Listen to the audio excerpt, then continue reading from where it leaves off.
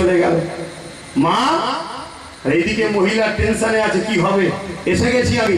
বাচ্চাকে দেখে তো মহিলা অবাক, কোন ঘরে আমি থাকবো, একটা ঘর দিন, আর বাতিটা ঘরের বন্ধ করে রাখবেন, মানে একটু হালকা করে রাখবেন, আর যখনই সেনাপতি আসবে ওই ঘরটা দেখিয়ে দেবেন। আর সরগে যে ঘরের মধ্যে রয়েছে দরজার পাশে তরোয়াল নিয়ে, আর ঘরের বাতিটা কমজোর করা, হালকা করা। আর সেনাপতি যখনই এসেছে ঘর দেখিয়ে দিয়েছে, যখনই মাথাটা গলিয়েছে, হ্যাঁ আঘাত করেছে, ঘর থেকে কল্লা আলাদা করে দিয়েছে। মাকে বললো, বলি মহিলাকে ডাকলো, ব্রাহ্মণের স্ত্রীকে, যে আলো জ্বালান। আলো জ্বালানো হলো, বাচ্চা মুখটা দেখলো, বড় নিঃশ্বাস করে ঘরে চলে এলো। তখন ঘরে আসছে, মহিলা জিজ্ঞেস করেছিল, জাহাপানা আমি কি জানতে পারি যে আলোটা কম করা ছিল কেন?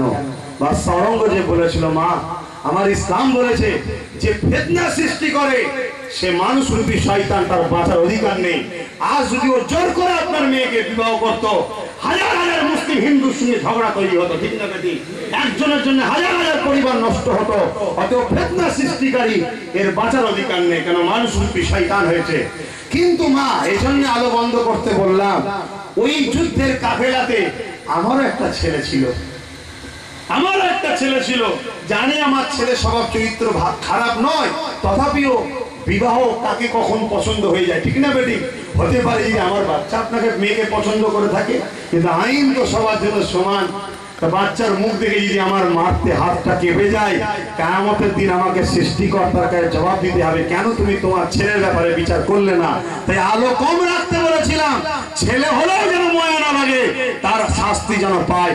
এরই নাম হলো ইনসাফ, প্রতিষ্ঠিত করা, ন্যায় প্রতিষ্ঠিত করা। এই ন্যায় যতক্ষণ না প্রতিষ্ঠিত হবে ততক্ষণ কিন্তু আমার দেশের নারীরা নিরাপদ পাবে না, আমার দেশের আম গরিব সমাজ নিরাপদ পাবে না। আমার দেশের আইন দু ধরনের, বড় লোকদের জন্য এক আইন, গরিবদের জন্য আর এক আইন, ঠিক না বেটি? এই ভুল কথা বলছি? এই জন্যে এই সমাজকে বাঁচানোর জন্য আমি একজন ধর্মগুরু ঘরের ছেলে হওয়ার পরে আমি আব্বাস সিদ্দিকী সৎ চরিত্রবান ভদ্র সভ্য মুসলিম দলিত আদিবাসী প্রতিটা ধর্মের মানুষদের ঘরে নিয়ে একটা নতুন রাজনীতির প্ল্যাটফর্ম তৈরি করতে চাইছি, দেশ ও দেশবাসীকে বাঁচাবার স্বার্থে। এখানে আমার ইসলাম যখন বাধা দেয়নি, তাহলে অন্য কেউ বাধা দেওয়াটা কি মানা যাবে? না। আমার দেশ যখন বাধা দেয়নি, অন্য কেউ বললে মানা যাবে? এবারে কিছু মানুষ বলছে রাজনীতি করতে গেলে তো ঝগড়া হবে। রাজনীতির নাম ঝগড়া নয় তো, গণতন্ত্রের রাজনীতিতে ঝগড়া হয়নি, রাজতন্ত্রে ঝগড়া হয়। কোন তন্ত্রে? রাজতন্ত্রে। ইসলাম রাজতন্ত্রের পক্ষে নয়, ইসলাম গণতন্ত্রের পক্ষে। অর্থাৎ মানুষের মৌলিক স্বাধীনতা আছে, যে তার প্রিয় লোককে ভোট দেবে। এবং আমার দেশও বলছে তুমি তোমার প্রিয়, তোমার পছন্দের লোককে তুমি ভোট দেবে। এখানে ঝগড়া হওয়ার কি প্রশ্ন আসছে? ঠিক না বেটি? আপনি যদি প্রকৃত সৎ চরিত্রবান ভদ্র ভালো নেতা হন, তাহলে আপনি চোখ দেখাচ্ছেন কেন? মিথ্যা কেসের ভয় দেখাচ্ছেন কেন? আপনি জুলুম করবেন বলছেন কেন? আপনি যদি জনগণের প্রিয় হন, আপনি ক্যান্ডিডেট হন, লোক আপনাকে ভোট দেবে, ঠিক না বেটি? অত টেনশন কেন? আর আপনি যদি আমফানের টাকা ঝেড়ে খেয়ে থাকেন, তাহলে আপনার তো পতন হবে ভাই। আপনি যদি সারদার টাকা খেয়ে থাকেন, আপনার তো পতন হবে। আপনি যদি নারদায় পেশে থাকেন, আপনার পতন হবে। আপনি যদি কাটমানি খেয়ে থাকেন, আপনার পতন হবে।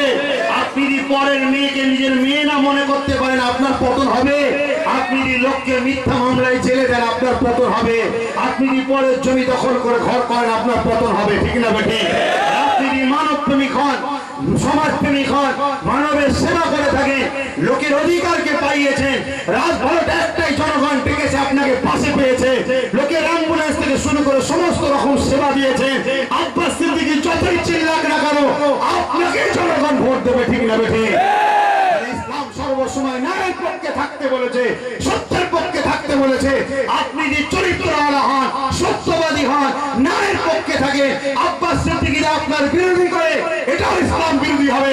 আর আপনি যদি চোর হন, ডাকাত হন, বদমাইশ হন, রেপিস্ট হন, আপনার পক্ষে যে আব্বাস সিদ্দিকী যায়, এটাও অন্যায় হবে। তাই আমি আপনাদেরকে বলবো, ভালো ভদ্র সভ্য মানুষকে দাঁড় করিয়ে আগামী দিন বাংলায় নিরাপদে মানুষকে রাখার জন্য, দুর্নীতি মুক্ত সমাজ করার জন্য আমি আব্বাস সিদ্দিকী যদি আগিয়ে আসি, আপনারা কি আমার সাথে সাথ দিয়ে আগাতে রাজি আছেন? আগাতে রাজি আছেন?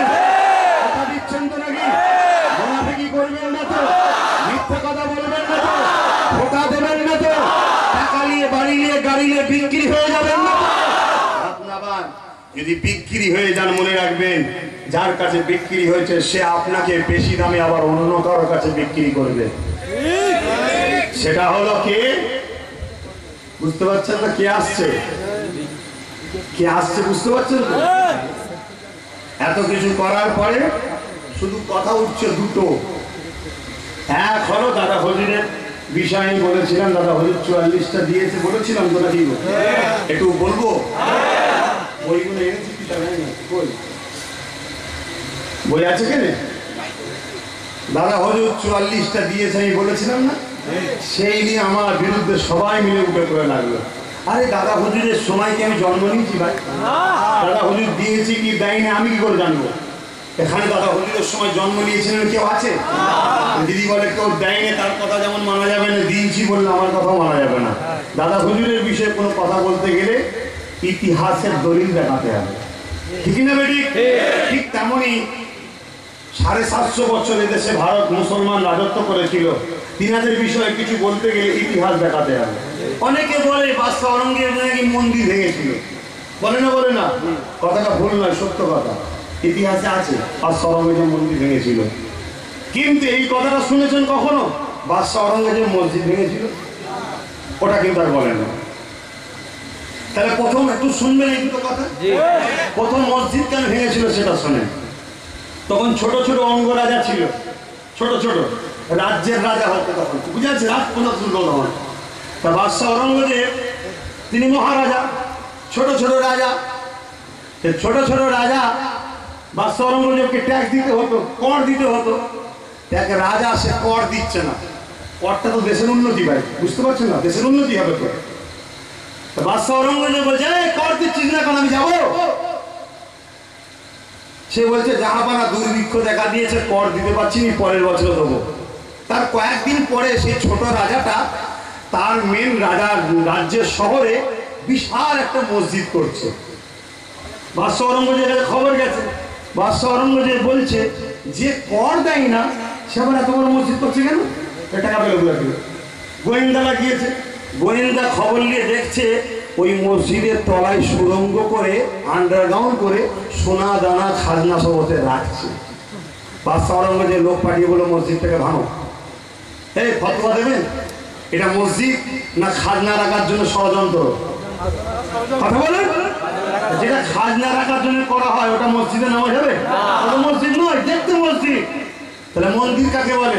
হিন্দু ভাইরা তাদের ধর্মীয় প্রার্থনা যেখানে করে, সেখানে যদি 13-14 বছরের মেয়েকে রেখে দিয়ে ভোগ করা হয় আন্ডারগ্রাউন্ডে, সেটাকে কি মন্দির বলা হয়? বাদশাহ আওরঙ্গজেবের কাছে ওই এলাকার গ্রামের মানুষেরা চিঠি করেছিল যে আমাদের এখানে একটা মন্দির আছে, সেই মন্দিরের গ্রাউন্ডে 13-14 বছরের মেয়েদের ঘরে শোষণ করছে দেহ। তখন বাদশাহ আওরঙ্গজেব সৈন্য পাঠিয়ে মন্দিরটাকে ভেঙেছিল। কথা মাথায় ঢুকছে? ওটা মন্দির? ওটা মন্দির নয় তো, ব্যবসার জায়গা, ভণ্ডামির জায়গা। মন্দির হচ্ছে তাদের পবিত্র হিন্দু ধর্মের কাছে, ঠিক না বেটি? এইটা হলো মূল ইতিহাস, সেটাকে কিন্তু শোনাচ্ছে না, শুধু ফেতনা কি করে লাগানো যায়। এই জন্য ইতিহাস কোনো মুখে শুনে লাভ নেই, ইতিহাসের দলিল দিতে হবে, ইতিহাস দেখাতে হয়, ঠিক না বেটি? দাদা হুজুর রহমাতুল্লাহ আলাইহি 44টা প্রার্থী দিয়েছিল। আমি বলেছিলাম ভাই, আমি মুখ দিয়ে বলেছিলাম, কথা তো আমার নয়, কথা হচ্ছে বইয়েতে পড়েছি। বইটার নাম হচ্ছে রাজনীতিতে বঙ্গীয় উলামার ভূমিকা, লেখকের নাম হচ্ছে ডক্টর আব্দুল্লাহ। তিনি তিনার বইয়ের 97 পৃষ্ঠায় লিখছে জমিয়তে বাংলা আসামের জমিয়তে উলামার প্রেসিডেন্ট মৌলানা আবু বকর সিদ্দিক, তিনি জমিয়তে উলামার তরফ থেকে প্রজাহিতস্থ গণদরদী মুসলমান মনে করে 44 জন প্রার্থীকে মনোনয়ন পত্র প্রদান করেন। কতজনকে? 44 জন। ভাবে কি আছে? 44 আছে না নেই শুধু বলে দিলে হবে। 44 জন প্রার্থীকে মনোনয়ন প্রার্থী, এটা আমি বলছি না, কিতাবওয়ালা বলছে। তাহলে এটা যদি ভুল কেউ মনে করে তাহলে আমার গলা না টিপে কিতাবওয়ালাকে ধরলে হয়তো নাকি? আমাকে ধরছেন কেন? এটা দেখে যদি কেউ মনে করে ওরকম একটা লিখে দেওয়া যায়, সেটা লিখেই দেখান দেখি কেমন দেওয়া যায়। কি এটা লিখেই প্রথম দেখান না, দেখি কেমন লিখা যায়।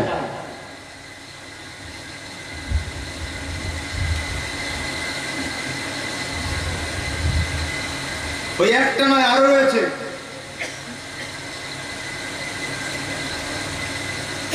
বইটার নাম হচ্ছে যুগ পুরুষ শাহ আবু বকর সিদ্দিক, লেখক মৌলানা বাহাউদ্দিন সাহেব, নাম শুনেছেন?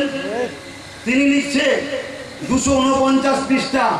ফুরফুরা শরীফে যাবেন, বই নেবেন, দেখে নেবেন, 249 পৃষ্ঠা খুঁজে পেয়ে যাবেন। যুগ পুরুষ শাহ আবু বকর সিদ্দিক, সেই বই লিখছে শাহ আবু বকর সিদ্দিক জমিয়তুল বাংলা আসামের তরফ থেকে প্রজাহিতস্থ জনদরদি মনে করে 44 জন প্রার্থীকে মনোনয়ন পত্র দেন। কি গো বাবা, আছে তো নাকি? কথা বুঝে আসছে? তাহলে এই বইটা আমি লিখেছি? কে লিখেছে? মৌলানা বাহাউদ্দিন। অথবা এইটা যদি ভুল হয় আমার দোষ, তাকে যে ধরুন, ঠিক না বাড়ি? এই বইটা কার? পশ্চিমবঙ্গ সরকারের। এই বইতে 47-48 পৃষ্ঠায় লিখছে ফুরফুরার মৌলানা আবু বকর সিদ্দিক, তিনি রাজনৈতিক চেতনা সম্পন্ন ছিলেন, তিনি নিজেও রাজনীতি করতেন। কি বলছেন? করতেন। ও আলেমদের ঘরে রাজনীতি করাতে উৎসাহিত করতেন। যারা 44 বলাতে আমার বিরোধী করলো, এখানেও যদি কোনো ভদ্রলোক থেকে থাকে, ভদ্র ভাষায় তেনাদেরকে বলবো, যদি প্রকৃত দাদা হুজুরের জন্য লড়াই করে থাকেন, তাহলে এই বইটাতে দাদা হুজুর রাজনীতি করতেন প্রকাশ্য বলছে পশ্চিমবঙ্গ সরকার। যদি দাদা হুজুরের জন্য যদি লড়াই হয়, তাহলে এই বইটার বিরোধী করে পশ্চিমবঙ্গ সরকারের কাছে কৈফিয়ত নেওয়া দরকার। এটাই হবে প্রকৃত দাদা হুজুরের প্রেমিক।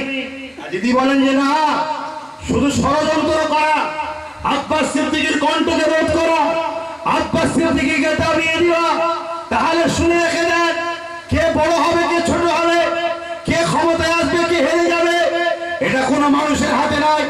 এই ক্ষমতা স্রষ্টার হাতে আছে। সেই স্রষ্টা যদি আমাকে ওপর দিকে তুলতে চায়, আমাকে যদি ক্ষমতা দিতে চায়, আমাকে যদি ইজ্জত দিতে চায়, আপনি কেন ফেরাউন পারেন, নমরুদ পারেন? আপনার বর্তমান সরকার কেন্দ্রের সরকারের সঙ্গে মিলে তো আছে, উভয় মিলে আমাকে কখনো থামাতে পারবে না বলে দিয়ে গেলাম।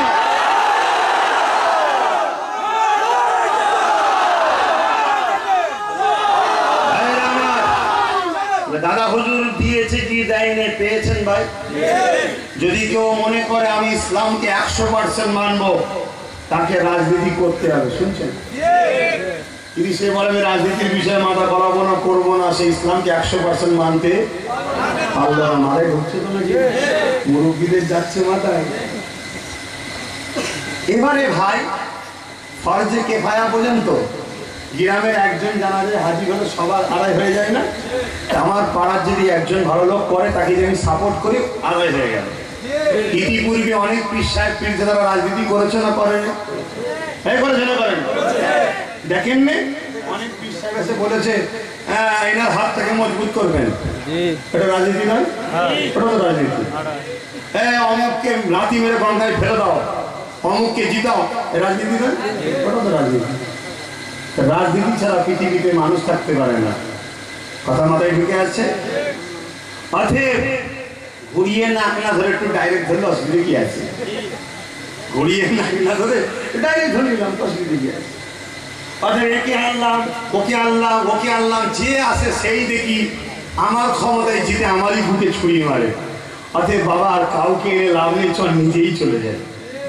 কি বুঝতে পারছেন তো নাকি? এত কিছু করার পরে লাস্টে একটা উত্তর পাওয়া যাচ্ছে, আপনি যা করছেন বা আব্বাস সিদ্দিকী যা করছে, বিজেপি চলে আসবে। বলছে না, বলে না? কারা কারা বিজেপিকে ভয় করেন? এখানে কোন ইমানদার আছে বিজেপিকে ভয় করেন? যে বিজেপিকে ভয় করবে, আল্লাহ ছাড়া তার ইমান পাকা থাকবে? কথা বলে। আর কে কে মনে করেন দিদি আমায় বাঁচিয়ে রেখেছে? কেউ আছে এমন? কেউ যদি মনে করে বিজেপি মেরে দেবে, দিদি বাঁচিয়ে রাখবে, অবশ্যই সে বেঈমান কাফের হয়ে যাবে। হায়াত মওত আল্লাহর হাতে আছে। খোদার বিনা হুকুম ছাড়া গাছের পাতা লড়তে পারে? কথা বলুন, লড়তে পারে? এবার যদি কেউ গাছ উঠে দাঁড়ালে আলাদা কথা, আমি হাওয়ার কথা বলেছি। খোদার বিনা হুকুম যখন গাছের পাতা লড়তে পারে না, এত বড় বিশাল ভারতবর্ষে কে প্রধানমন্ত্রী হবে? সৃষ্টিকর্তার বিনা হুকুমে হয় নাকি? তাহলে সৃষ্টিকর্তার হুকুমে যখনই হয়, তাহলে বিজেপি প্রধানমন্ত্রী হয়েছে, এটা কে করেছে? এটা আল্লাহই করেছে। তা আল্লাহ ও লোকটাকে প্রধানমন্ত্রী করলো কেন? যে রেল বিক্রি করছে, ট্রেন বিক্রি করছে, এয়ারপোর্ট বিক্রি করছে, প্লেন বিক্রি করছে, তাকে করলো কেন? একটা কারণে করেছে। আমার আল্লাহ কোরআনে বলছে, যখন তোমরা আমাকে আর আমার হাবিবকে ভুলে জালিমদের দলভুক্ত হবে, আমি আল্লাহ তখন তোমাদের উপরে জালিম রাজা বসিয়ে তোমাদেরকে শিক্ষা দেবো। বুঝে আসছে? সুদরে যদি যাও, হয় 21-এ রুকে যেতে পারে। আর এই সুদরে যদি এখন নাও যাও, কাফের মুনাফিক জালিমদের পিছনে যদি ঘোরো, তাহলে 21-এ আসছে মৌলানা সাহেব, চিন্তা করতে হবে না। কথা বুঝে আসছে? আর কে আনবে? ওসিলাইনি হবে, কিন্তু খোদার বিনা হুকুম ছাড়া তো হয় না। কথা বুঝে আসছে? আচ্ছা, আল্লাহর উপরে বিশ্বাস আছে তো নাকি?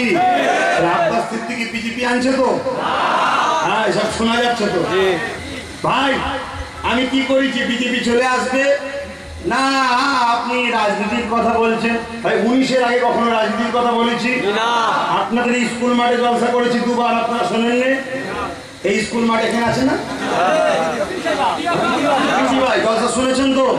রাজনীতির কথা বলেছিলাম? জোরে বলেন, বলেছিলাম? আজকে হঠাৎ বলছি কেন? তা আমি বিজেপি চলে আসবে না চলে এসেছে একটু বলবেন ভাই? 19-এ বিজেপি আসলো 18টা, তখন আব্বাস সিদ্দিকী রাজনীতি করেছিল না? বিজেপি কি আব্বাস সিদ্দিকী আনলো? কে এনেছে বুঝতে পারছেন তো? খুব সাবধান। সিবিআই আসলো কলকাতায়, দিদি গেল দিল্লিতে, মনে নেই? সিবিআই আসলো কলকাতায় আর দিদি গেল দিল্লিতে। দিদিও পৌঁছে গেল, সিবিআই পালিয়ে গেল। তার মানে কি ভাই? চিন্তা করবেন না? 19-এ হাত দেবো, 21-এ ফুল দেবো, আপনি চিন্তা করবেন না, তাই তো নাকি? হতে পারে না? পারে না? আচ্ছা বলুন তো দেখি, এই গ্রামের পাহারাদার আমাকে করেছেন, 18 বার চোর পড়ে গেছে, আমাকে আবার রাখবেন পাহারাদার হিসেবে? রাখবেন?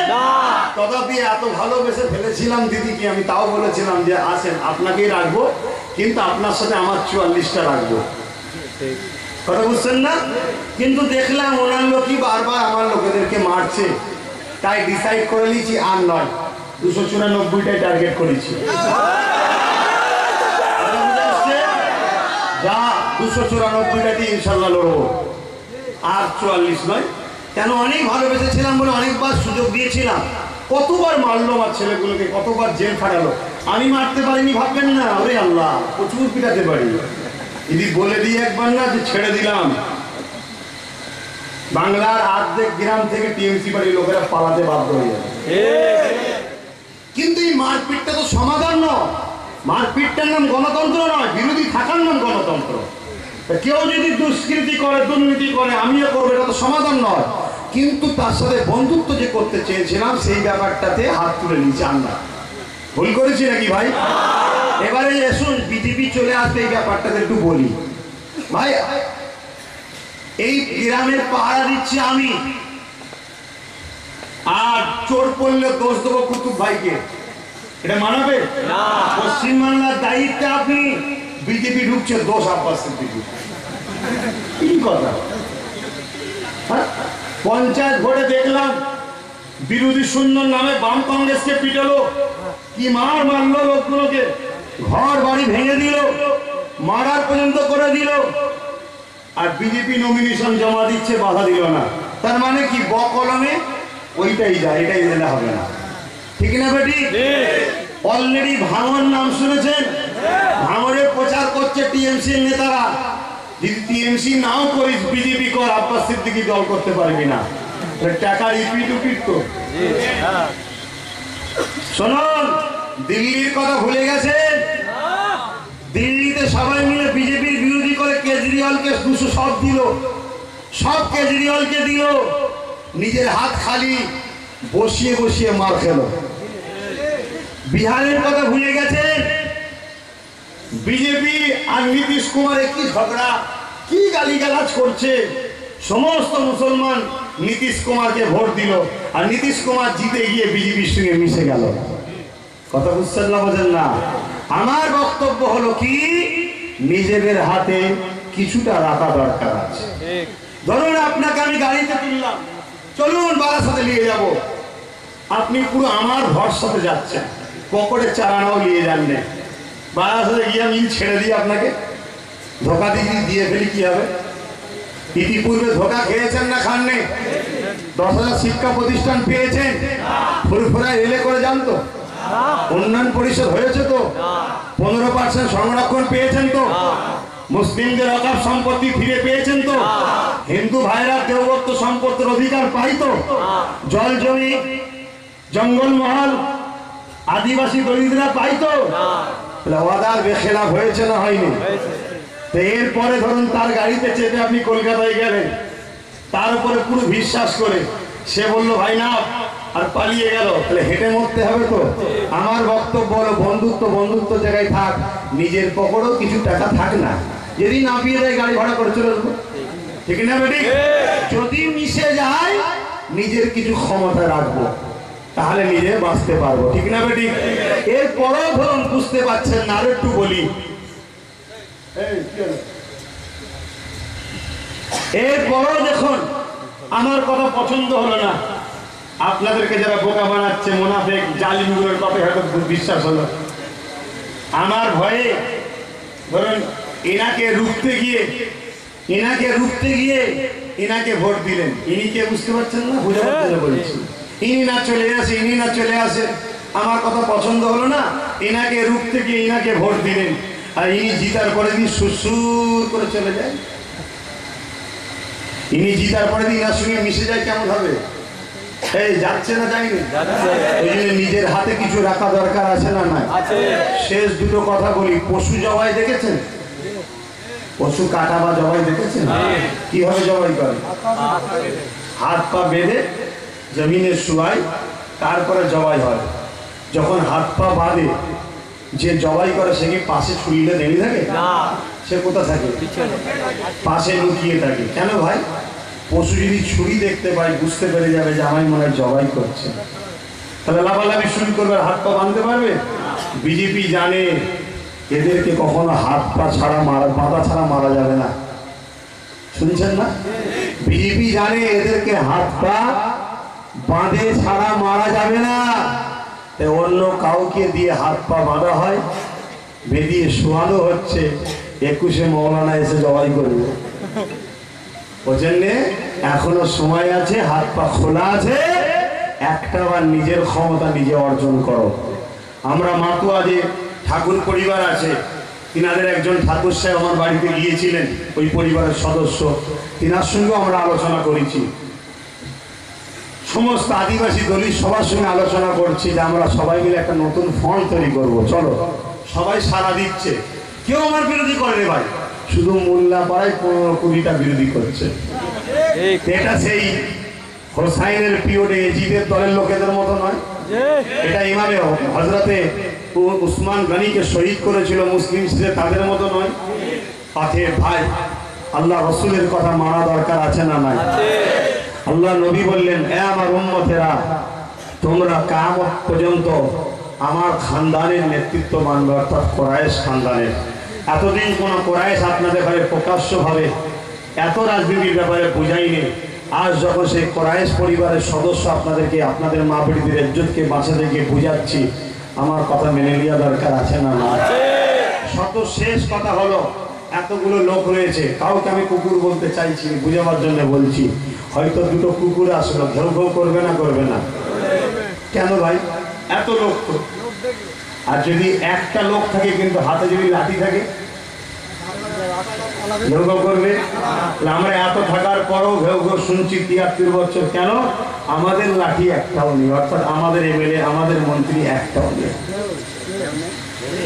দিদি নিজে স্বীকার করেছে, টিএমসি পার্টি তাকে জিতিয়ে রেখেছে মুসলমান, 22টা সিট দিয়েছে ওরা।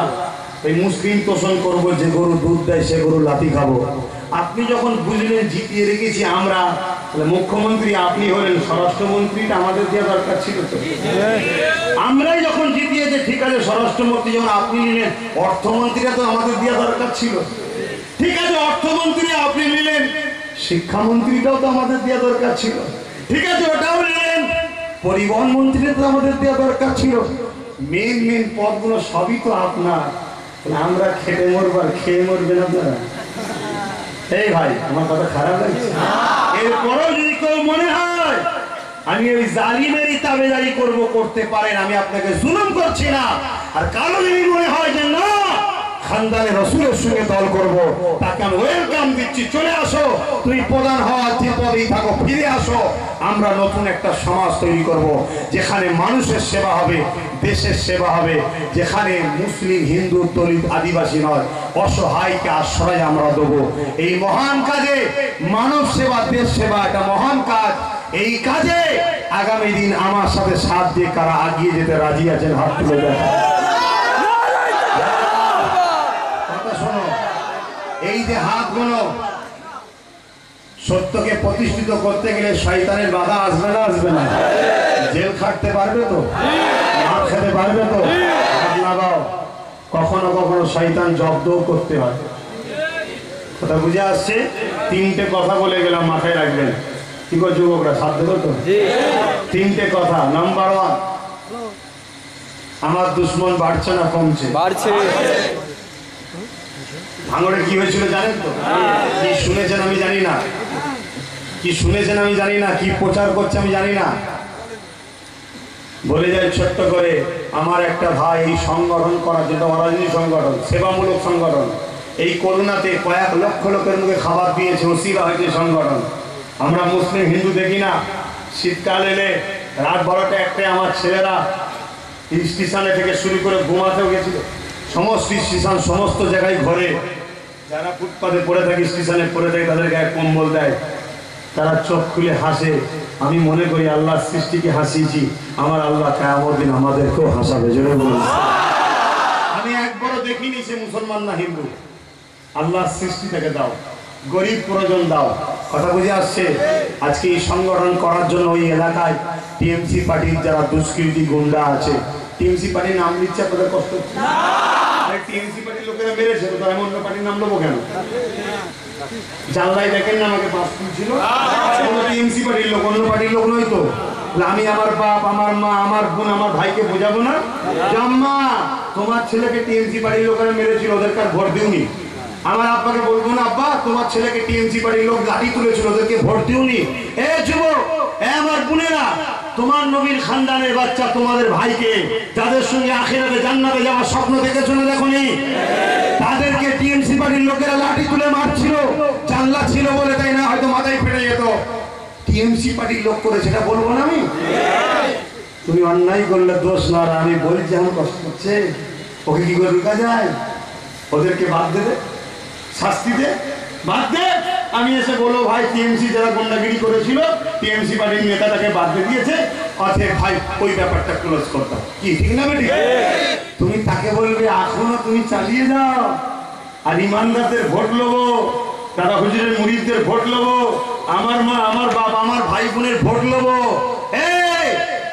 যদি মনে করে যে এদের কাছে ইমানের থেকে আগে 2 কিলো চাল, একটা সাইকেল, তাহলে সরকার ভুল করছে না ঠিক করছে? আমরা পেটের জ্বালায় হ্যাঁ বদমাইশি করছি ঠিকই, লোভে পড়ে অন্যায় করছি ঠিকই, কিন্তু তা বলে আমরা বেঈমান নয়। ঠিক না বেটে? এই ফুরফুরা শরীফ থেকে এই কংগ্রেসকে হারিয়েছিল, এই ফুরফুরা শরীফ থেকে কিন্তু বামকেও হারিয়েছিল। সেই ফুরফুরার পিছনে লেগেছে, ইনশাআল্লাহ এরও পতন হবে, ধ্বংস হবে। বলুন আল্লাহুম্মা আমিন।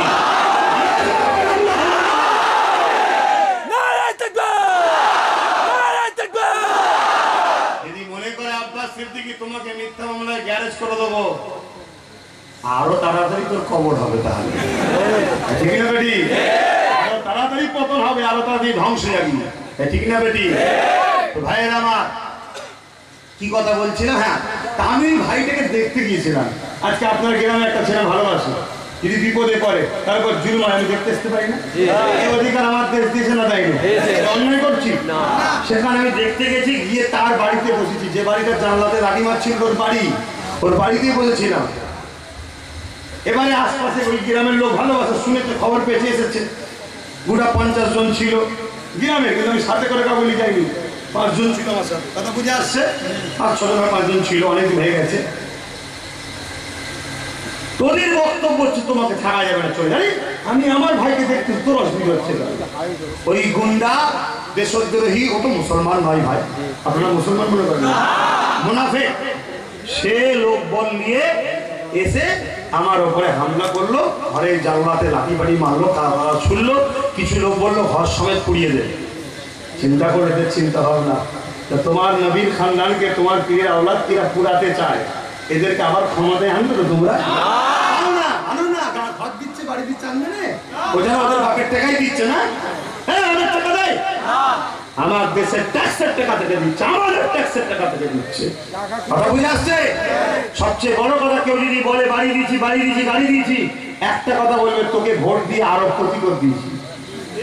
ছিটে বেড়ার বাড়ি ছিল নেতা সাহেবের, ভোট দিয়ে 2 কোটি টাকার মালিক হয়ে গেল, ঠিক না বাড়ি? অত ওর ঋণটাকে শোধ কর। এখনো তোর ডেট রয়েছে, যতক্ষণ না তুই হারছিস, ডেট এক্সপায়ার হয়নি। এখন যদি বলি আব্বাস সিদ্দিকীর কাছে যাচ্ছি, ততক্ষণ তোর ডেট তখন এক্সপায়ার হয়নি রে। যে ভোটটা দিয়েছি ওই ডেট এখনো রয়েছে, ঠিক না বেটি?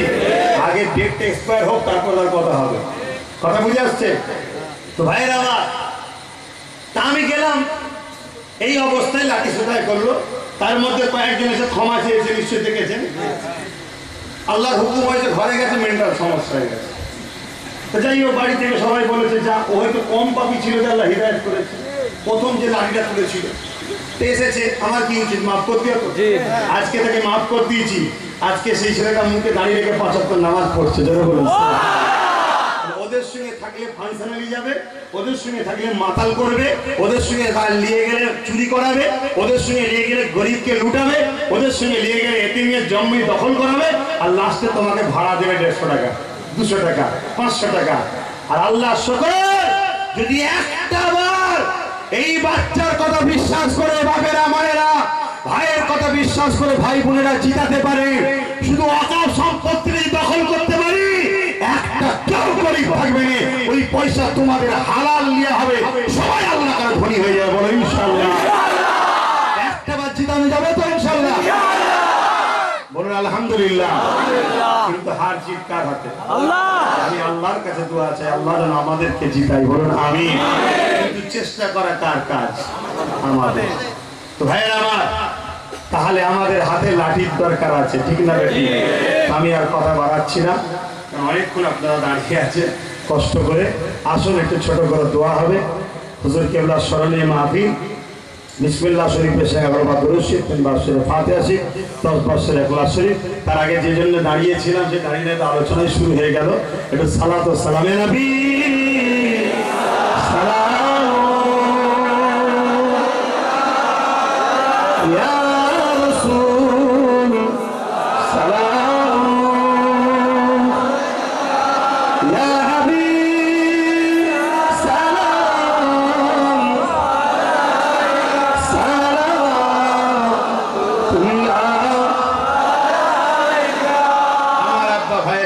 আমার দুশ্মন বেড়েছে তো, আমার কিছু হলে আপনারা ছেড়ে দেবেন নাকি?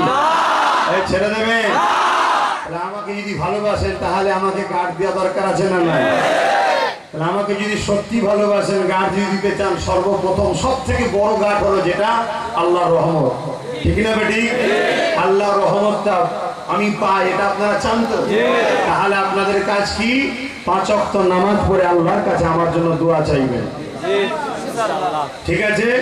আর জাতি ধর্ম বর্ণ নির্বিশেষে প্রত্যেক ধর্মের মানুষ মাইকের দূরে বা সোশ্যাল মিডিয়ায় যে শুনে থাকেন, অন্য ধর্মের মানুষ আপনি হতে পারেন, আপনি আমার ভারতীয়, আপনিও আমার মা হন, আপনি আমার বাবা হন, আপনি আমার বোন হন, আপনি আমার ভাই হন, কেউ না মানুক, আমি মানি। কেন আমার মোস্তফা জানে রহমত মেনেছে। গলায় ঠাকুরের মূর্তি ছিল, তাকে মা বলে আদর করে ঘরে নিয়ে গেছে। সেই মোহাম্মদ রসুলের মান্যওয়ালা আমি। ওই IS আল কায়দার লোক আমরা নয়, আমরা মোহাম্মদ রসুলের মান্যওয়ালা, আমরা সুফি এজামের লোক। কথা বুঝে আসছে তো ভাইয়ের আমার? ইসলামকে বদনাম করার জন্য ইহুদিরা ষড়যন্ত্র করে নকল ইসলামের প্রচার করে। তো সমস্ত মানুষকে বলবো বা গায়ের ইসলামকে বিশেষ করে বলবো, আপনাদেরই তো 73 বছর সরকার ছিল, মুখ্যমন্ত্রী প্রধানমন্ত্রী সব তো আপনাদেরই, আপনাদের উন্নতি করলো না কারা? মুসলমানরা। ক্ষতি আমরা করেছি। একটা বার আমার কথা বিশ্বাস করে, সন্তানটাকে এই ভাইটাকে বিশ্বাস করে একটা বার আমার কথা মেনে নেন। আমি কথা দিচ্ছি, আমার প্রত্যেকটা ধর্মের মানুষ, আমার দেশবাসী, আপনাদের সুখে দুঃখে আমি আপনাদের সাথী হয়ে, আপনাদের ভাই হয়ে, আপনাদের সন্তান হয়ে আপনাদের পাশে আমি দাঁড়াবো। কেন? আমার রসুল দাঁড়িয়েছে, আমিও দাঁড়াবো। যদি নাও জিতান তাও দাঁড়াচ্ছি, দাঁড়ায়নি কি? বিভিন্ন ধর্মের মানুষ, আপনারা তো আমার আন্দোলন জানেন না। আমরা সেই বাঁকুড়াতে হেমন্ত রায়ের পরিবার, হেমন্ত রায়কে যখন মেরে দেয় তার পরিবারের হাতে সন্ত্রাসের দৃশ্য জানেন না? আমরা নগদ 10,000 টাকা দিয়েছিলাম এবং তিনার বাচ্চাকে পড়াবার সম্পূর্ণ দায়িত্ব আমরা নিয়েছি। যখন বাচ্চা বড় হবে আমার সঙ্গে যোগাযোগ করে পড়াবো। এবং আমার নলেজ সিটির পাশে একটা আদিবাসী পাড়া আছে, ওই পাড়ার সম্পূর্ণ বাচ্চাদেরকে যতদিন যুগে যুগে যুগে যুগে নলেজ সিটি থাকবে, ওই পাড়ার বাচ্চাদের সম্পূর্ণ পড়া ফ্রি আমরা দায়িত্ব নিয়েছি এবং হসপিটালের চিকিৎসাও ফ্রি। কথা বুঝে আসছে? কেন? আল্লাহর সৃষ্টি তিনারা, কেন ভালোবাসবো না? উনি কি ধর্ম করে না করে সে যিনি সৃষ্টি করে তার কাছে জবাব দেবে। আমার মাথায় চাল করছে কেন? ঠিক না বেঠিক? ভাইরা আমার, পার্থ চক্রবর্তী গঞ্জির হত্যা করেছিল, পূজা বুনের হয়ে আন্দোলনে নেমেছি। বিভিন্ন জায়গায় গত কয়েকদিন আগে যে বোনটা হলো, তিনার হয়ে আন্দোলন করছি। এভাবে বিভিন্ন জায়গায়, এমন করে এই করোনাতে যেটা বললাম, হিঙ্গলগঞ্জে গিয়েছিলাম আমফানের সময়, 1200-1500 লোককে আমরা খাবার দিয়েছিলাম। 1200-1500 কিন্তু আদিবাসী দলিত গরিব ঘরের মা বোন ছিল। আমি একবারও দেখিনি হিন্দু ধর্ম কি ধর্ম। 1200-1500 সবাইকে খাইয়েছি, আমার দেশবাসীকে খাইয়েছি, আমার সৃষ্টিকর্তা সৃষ্টিকে খাইয়েছি। যিনি আমায় তৈরি করেছে তিনি ওদেরকেও সৃষ্টি করেছে। ঠিক না বেটি? তাই একটা বার সবাইকে দ্বিতীয় কাজ বলছি, যদি আমার কথা বিশ্বাস হয় তাহলে আমি ভালো কাজ করছি না ভুল কাজ করছি? তাহলে আপনারা নিজেদের মা বাপ ভাই বোন আত্মীয় স্বজন সবাইকে ভেতরে ভেতরে বোঝাবেন যে একটা বার আব্বাস সিদ্দিকীর কথাই ভোট দেবো। মানা যাবে? মানা যাবে? 3 নম্বর কথা হলো, চুপচাপ সংসার কাজ কামে থাকুন। পায়ের উপরে পা দিয়ে ঝগড়া করতে চাইবেন, ঝগড়া করবেন না, কিন্তু তাদেরকে চিনে রাখবেন, তাদের লিস্ট তৈরি করবেন। শুনছেন না? শেষ যখন যেদিন ভোটের দিন আসবে সেই দিনটা আপনি আপনার ভোটটা নিজে হাতে গিয়ে দেবেন। কি দেবেন না দেবেন না? যদি বলেন যে আমাদেরকে তো ভোট দিতে দেয়নি, ভোট হয়ে গেছে, এটা আপনি দেশকে ধ্বংস করছেন, আপনি দেশকে ধ্বংস করছেন। আর যারা আপনাকে ভোট দিতে বাধা দিচ্ছে তারা অবশ্যই দেশদ্রোহী। কারণ দেশ আপনাকে ভোট দিতে বলেছে আর ও বলেছে দিতে হবে না। দেশ বড় না ও বড়? দেশের কথা অমান্য করলেন, আপনি চলে এসলেন মাথা হ্যাট করে। আপনি প্রকৃত দেশপ্রেমিক নয়। আপনি প্রকৃত দেশপ্রেমিক হন, জানকে বাজি লাগিয়ে ও দেশদ্রোহীর জবাব দিতে হবে। ভোটের দিনে আপনার ভোট আপনি দেবেন, আর আপনার মা আপনার মুরব্বী যারা বয়স্ক আছে নিজেরা নিজেদের মাই মুরব্বীদের নিয়ে যাবেন। ভোটের দিনে অনেক দরদি বেরোয়, দাদুকে আমাকে দাও না। আরে বাবা, সারা বছর খৈনি এখন নিয়ে যাবি মানে? এখন আমার দাদু আমার নানা আমার নানি আমি নিয়ে যাবো। ঠিক না বেটি? আর একসাথে সবাই বেরোবেন, একসাথে। বাকি সময়ে সময়ে আরো কিছু বলবো, সময় আসলে আসুন একটু আল্লাহ পাকে দরবার দোয়া চাইবো। কিন্তু আল্লাহকে সাক্ষী রেখে একটা সত্য কথা বলতে হবে, আপনারা আমার সঙ্গে ধোঁকা দেবেন না তো? আপনারা আমাকে জিজ্ঞেস করি, আমি ধোঁকা দেবো? আমি দেবো মনে হয়? আমি আল্লাহকে সাক্ষী রেখে বলছি, আমি যদি ধোঁকা দিই সেই দিনই যেন আল্লাহ আমার মৃত্যু নসিব করে। বলুন আমিন। এবারে দেখুন ভাই, এখন যদি আমার হায়াত কালকে চলে যায় তাহলে আপনি ভাববেন কালকে মনে হুজুর ধোঁকা দিয়েছিল, ওটা ভাববেন না যেন ভাই। ওটা বলছি কেন, আপনাদের ঘরে ধোঁকা দিলে আমি জাহান্নামী হব। অতএব ধোঁকা দিবার আগে চলে যাওয়াটা ভালো। ঠিক না বেটি? আমি ওটা আল্লাহর কাছে দোয়া চাইলাম। জীবনে এই জায়গায় কখনো ইচ্ছা নেই যে কোনো মানুষকে ঝেড়ে নেবো, লুটে নেবো, কোনো মানুষকে ফাঁসাবো। কেননা আল্লাহর সৃষ্টিকে অপমান করলে আমার আল্লাহকে অপমান করা হয়। শুনছেন ভাই? কেন ওটা আল্লাহরই সৃষ্টি। তো অতএব আল্লাহর সৃষ্টিকে ভালোবাসলে আল্লাহকে ভালোবাসা হয়। আল্লাহুম্মা আমিন। হ্যাঁ আল্লাহ, খাস দোয়ার মাহফিল আলোচনা কিছু করলাম, সৎ সম্পর্ক থাকলে কি হয় আপনার নবী যেটা বলেছে, সাথে সাথে আপনি তো দোয়া চাওয়া শিখিয়েছেন, রব্বানা আতিনা ফিদ দুনিয়া হে বান্দা, তুই আমার কাছে দুনিয়ার ভালাই চা, হাসানা তাও। দুনিয়ার ভালাই চফিল আখিরাতে হাসানা, আখিরাতের ভালাই পরে বলেছেন। আপনি তাকে দুনিয়ার ভালাই কথা বলেছেন। তো দুনিয়ার ভালাই চাইতে গেলে আল্লাহ পর্যন্ত চেষ্টা করতে হবে। মুনাফিকের হাতে রাজ ক্ষমতা দিয়ে, জালিমের হাতে নেতৃত্ব দিয়ে দুনিয়ার ভালাই তো হয় না। তাই আমার ভাইগুলোকে বুঝালাম যে চলে আসো, আর নয় কোরাইশের নেতৃত্ব মানো, আপনার রসুল মানতে বলেছে তাই শোনালাম। যদি আমার কথা মেনে নিয়ে আমার ভাইগুলো পরিবর্তন হয়ে ফিরে আসে, জিত তো আপনার হাতে, হারও তো আপনার হাতে। আল্লাহ আপনার রহমতের উপরে ভরসা করি, আপনি আমাদেরকে একবার জিতাবেন। আল্লাহ আল্লাহ আপনি আমাদেরকে জিতাবেন, যাতে করে আমরা মাথা তুলে ইজ্জতের সাথে ইসলাম ধর্মের অনুসারী আমি আমার ধর্ম পালন করতে পারি।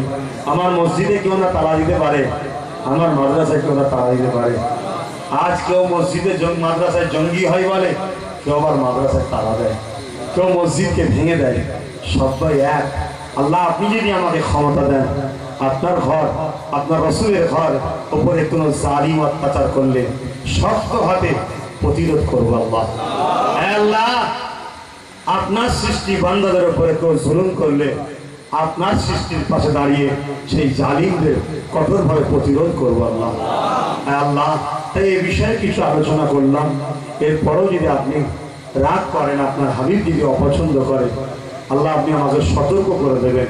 আমি প্রতিটা মানজিলে, প্রতিটা মাহফিলে আপনাকে দোয়া করি আর বলি, আল্লাহ আমি যে রাজনীতির কথা বলছি যদি ভুল করে থাকি, আপনি আমাকে সতর্ক করে দেবেন।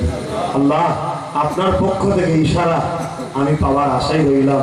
আর এই কাজে যদি আপনি খুশি হয়ে যান, আল্লাহ আমাদের সবাইকে একতা করে এই কাজে আপনি কামিয়াবি দেন। আল্লাহ কয়েক খতম কোরআন শরীফ তেলাওয়াত আছে, আমরা এতক্ষণ ধরে, আমি তো প্রায় 2-2.5 ঘন্টা দাঁড়িয়ে আছি, আমার ভাইরা প্রায় 4-4.5 ঘন্টা।